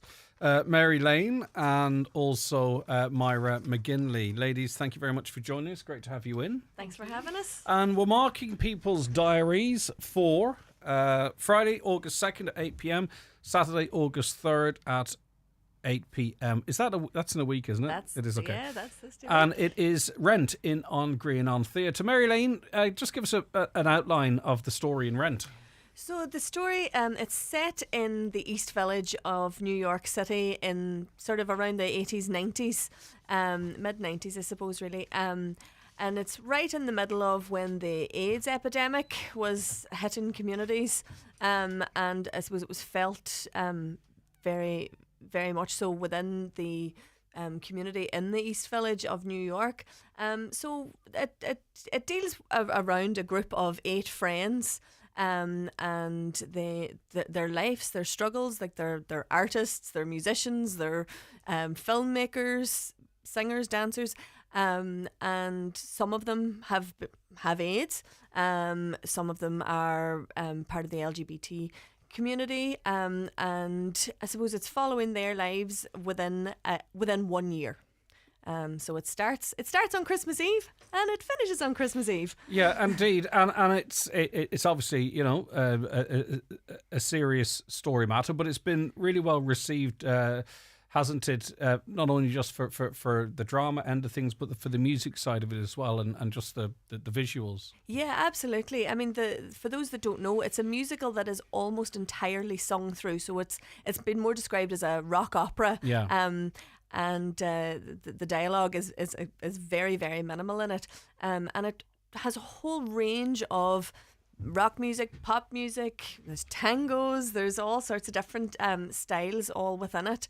And it has, when it was written in the 90s, it was it won like the Pulitzer Prize for drama, which was that was a big deal, that it actually went to a musical at the time. Yeah. So it's been very, very well received in terms of, I suppose it formed part of a rebirth of what musical theatre could be back in the 90s, and it has given way to lots of other musicals like Spring Awakening and American Idiot and things like that have all come since then. Joanne, Myra, you play Joanne in Rent, but also you're the choreographer, right? Yeah. You ever look at the word, you go, I know that word. Right, you're the choreographer, and it sounds to me like, obviously you get the raw material, i.e. the book, the music, the lyrics, okay? Yeah. But you have to then bring that to life on stage. Yeah. And I mean, there's other interpretations of it as well. But just as was outlined there, this sounds like there's a lot going on all of the time. So from a you were nearly there. Choreographical. From a choreographical perspective, it's a challenge, I imagine. It was, yeah. Other shows that I've done, you have a song and it just slots in then with the, in between the scenes. Whereas this one, it's a lot of working alongside with Mary, because obviously it's continuous movement, and Mary would also have a vision of where she wants people to be. Yeah. So more so maybe in other productions used to have to work really closely together on this, I presume. Definitely, yeah. This is your third time as a choreographer. Well, my last big one for me would have been I co-directed, produced and choreographed All Shook Up last year. So that would have been my main kind of introduction to choreography. But I've been a Zumba instructor for like over 11, 12 years. So I'm used to putting together dances and teaching classes. Yeah. What about your character, Joanne? Joanne, she's unlike the other characters that are from more poverty kind of or middle class. Joanne's from an upper class family, and she's very grounded. She probably had a strict upbringing, but she's not afraid to speak her own voice and mind and follow her own path. And she's she does a lot for the underdog. And she has a romantic interest with someone else who's her polar opposite as well. Yeah, so exactly. How does that sort of lend itself to the story? Well, it's lovely, like in the story, because it's very obvious that they're polar opposite, and they do clash heads a lot during it. But it's also really sweet, and it's a lovely storyline. Maureen is her love interest in Rent. I suppose Mary, not everyone's going to be able to relate to the character specifically, what they're going through, their lifestyles, whatever it might be. But like anything that's written well, it relates to you maybe in different ways. But because we all go through the same stuff, but it has different labels and different sort of outfits on. Yeah, that absolutely. People they'll be able to sort of identify with the loves and the friendships and the losses and the grief and general life attitude challenges. to life. And I suppose a big motto of the show is no day but today. So the everything is living in the moment. Another beautiful lyric that was even highlighted to me again yesterday that made me take another double take was forget regret, for life is yours to miss. And it really, I thought that what a spectacular line that is, to sort of embrace what is happening. And I know it's not a show that, maybe people might think, oh, I don't know if those themes are up my street. But I would really encourage you to, I suppose, open your mind to come and see what we have to offer, see how we've interpreted this story. And also, and these too, themes. I mean, these issues were far more challenging, perhaps, to audiences in the 90s, and they were incredibly well received by all different types of people as well. Yeah. And we're in 2024 now.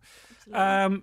It is a production from the Letterkenny Music and Drama Group, and great to get on to this stage with this type of a show. Yeah, absolutely. I mean, I was in a production of Rent in 2011 with the Buncrana Group, Grease Paint Productions, and we brought it to Angreenan for 2 nights back then. That was 2011, and we did it in the Playhouse in Derry. We'd sold out in Derry, but we had limited audiences in Letterkenny, and in fact there was always the funny story where a group of school children were brought, and they were frog marched out at the halftime because I don't think people realised that there were mature themes. I do in notice it's written on the poster now. So. Yeah. I mean, it does come with we do recommend strong language, 15 mature plus. themes, Yeah. 15 plus. Yeah, but okay. I mean, it's everyone's discretion. If you do have a 13, 14-year-old that you think you're happy enough to go and see, that's fine. But it's just a recommendation. It's not a kids show.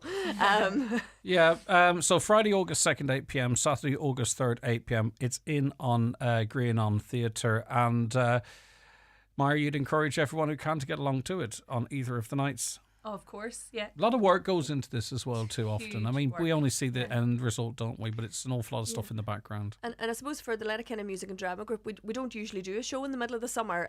So, I mean, personally, I think I take it as a great sort of honour and privilege that I've been trusted by the group to take on this show to do. So we are very appreciative to all those who are coming out and buying their tickets and are going to support us and come and see us. You referenced the sellout in Derry the last time when you did it with Buncrana Group, and not quite as popular in Letterkenny. Did you mention that purposely? What are you drawing from that? Is it that people think it's something it isn't, or different Possibly. attitudes? I don't know. I mean, maybe the Playhouse is a smaller it's a smaller house anyway, so it probably was easier to sell it out there. I don't know. I think maybe people might have been cautious about it here in Letterkenny, that it isn't. It isn't the usual. It certainly isn't Calamity Jane.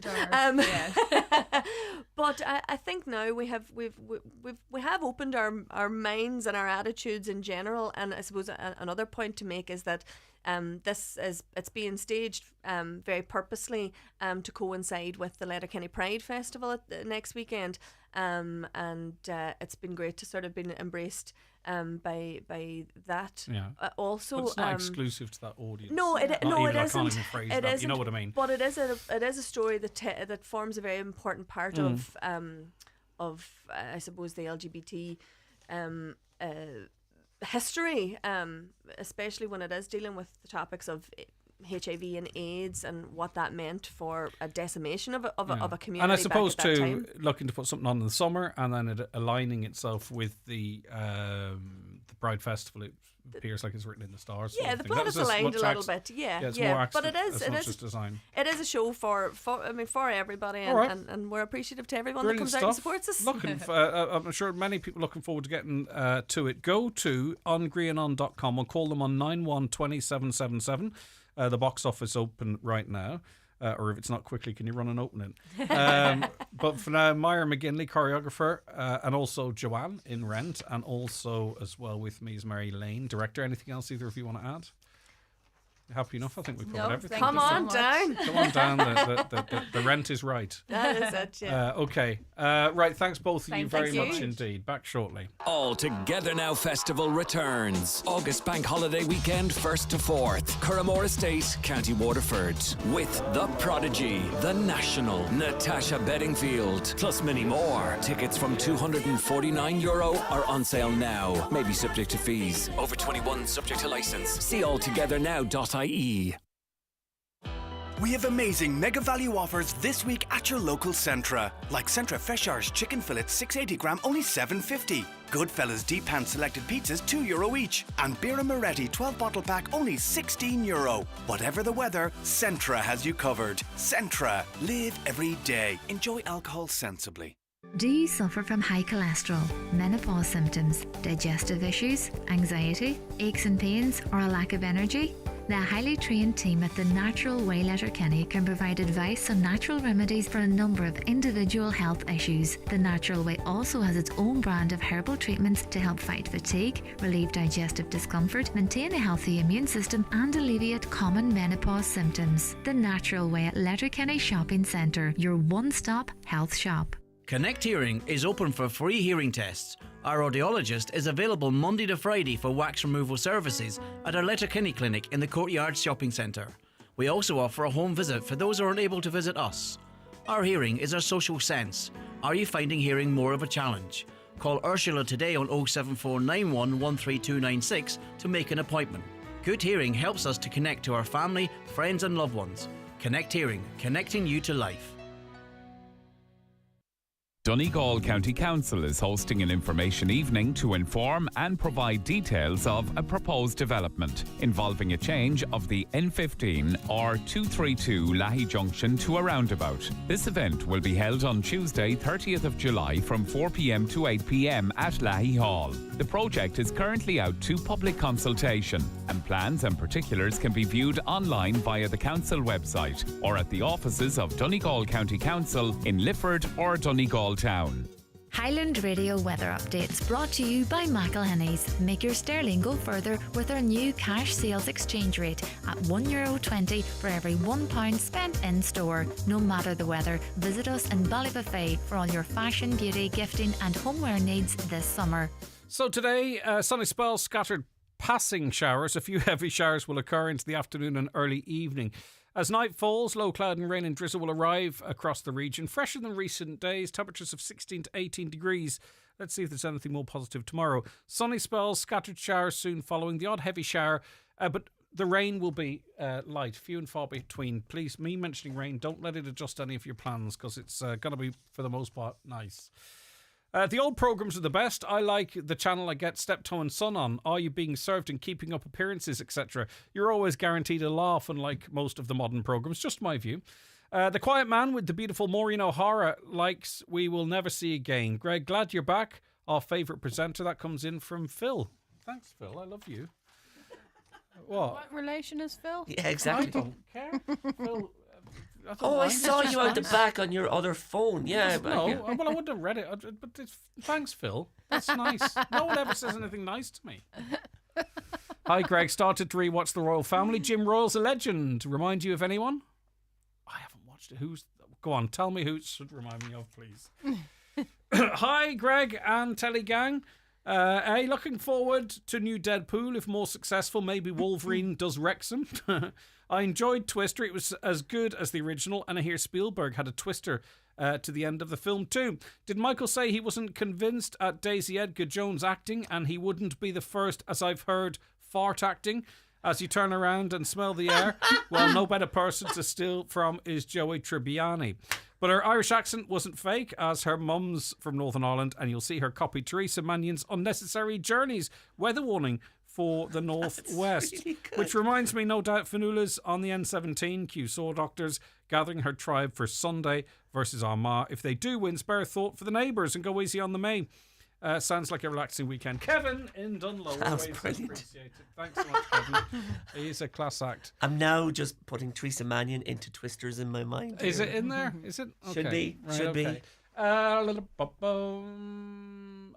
not going to do Spider-Mania. I'm sorry. That's okay. What's it about? Briefly. It's all the Spider-Man films are coming back to the cinema, Greg. Bob Newhart. Which ones are you going to see, Greg? Which ones are you going to see? Do you want to come with me? No, Bob Newhart, The Lost City, Netflix, because it's more accessible. I don't think he wants to come to the cinema with me to see all the Spider-Man I movies. am incredibly busy. It's on for 8 weeks, Greg.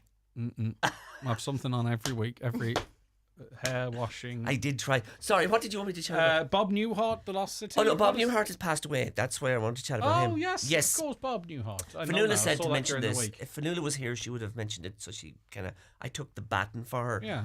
A huge fan of Bob Newhart. Truly a comic genius. I say that in light of the fact that he did a style of stand-up comedy that was unique. He wasn't the first one to do his one-sided telephone conversations thing, but he really ran with it, and I remember loving them when I was a kid. I remember seeing him reenact them on late night BBC. They used to show highlights of the Dean Martin show from the 60s and 70s. And then he had a couple of sitcoms, and his long-running 80s sitcom, just called Newhart, was a favourite of mine, still is a favourite of mine. Fantastic show where he was running an inn in Vermont, and all these strange, quirky characters would come in. And the humour, they were very funny. You had great actors like Tom Poston and so forth playing these characters. But Newhart was so good at being the straight man. His constant, hesitant delivery as he looked and listened and talked to these people in shock as they said strange things to him. And in recent years, then he was recurring on Big Bang Theory. He appeared about 6 different times over. What a career span! Incredible career span. And just watching, I was actually watching a thing about him, a documentary about his friendship with another comedian during the week, and by all accounts, a lovely man behind the scenes as well. Mm-hmm. Hard worker, really funny, really great to work with. Always hear good things about the experiences people had working on his 2 long-running television shows. And it's end of an era. It's end of a legacy. Indeed. But what, we all have to die. Of course. What a life well lived. To be able to live a long life and to leave a legacy like that, it's something I would take. To be honest I agree. with you, so fair play. Yeah. To him, lots of stuff there for people to nostalgia over, but also future generations to see. Well, particularly in the 80s, people would have watched. I mean, it was always on RT Monday nights. Everybody. We spent 8 years watching that show. So I mean, that's a lot of time for a lot of people. So, what's your plans for the weekend, Katie? If any, just chill, working. I'm working on Sunday. Okay. Actually, here or in here, on your extracurricular activities? No, I'm working on Sunday here, and and children's birthday parties, and hanging with the kids tomorrow. I'm actually looking forward to it because I was working on my other projects for the whole weekend last weekend, so I'm actually really looking forward to actually having a bit of children's birthdays time in Arena 7 tomorrow. Kind of just. Does the noise bother you of kids playing? I actually can completely zone it out. Kids can scream and cry in a restaurant and it doesn't put me off at all. Yeah, no, it would annoy me in a restaurant now, I have to admit. Really? Yeah. Doesn't bother me. But you get to a stage where when you have kids and you take them over to a soft play centre and you sit down with a coffee and they're off playing and they're old enough that they can sort of climb and do whatever and they'll be okay, relatively speaking. And you can sit there and drink your coffee and fanoodle on your phone, and I just love it. And my husband, on the other hand, is like, "Oh my God, it's my worst nightmare." And I'm like, "How?" Because they're not swinging out of you. Exactly. And in the evening, they're knackered, and you can put them to bed. Yeah, but there's a good hour and a bit of pure buzz still, or crying. Okay. Come here, listen, we'll enjoy it, Katie. Thank you so very much for deputising today. Michael, as always, thank you very much indeed. We'll watch Deadpool and Wolverine because I do like Deadpool. We can go together. I'm going back to see it again. Anyway, you just tell me when, Greg. You just tell me when. Wait until it's on Netflix. I'm only joking.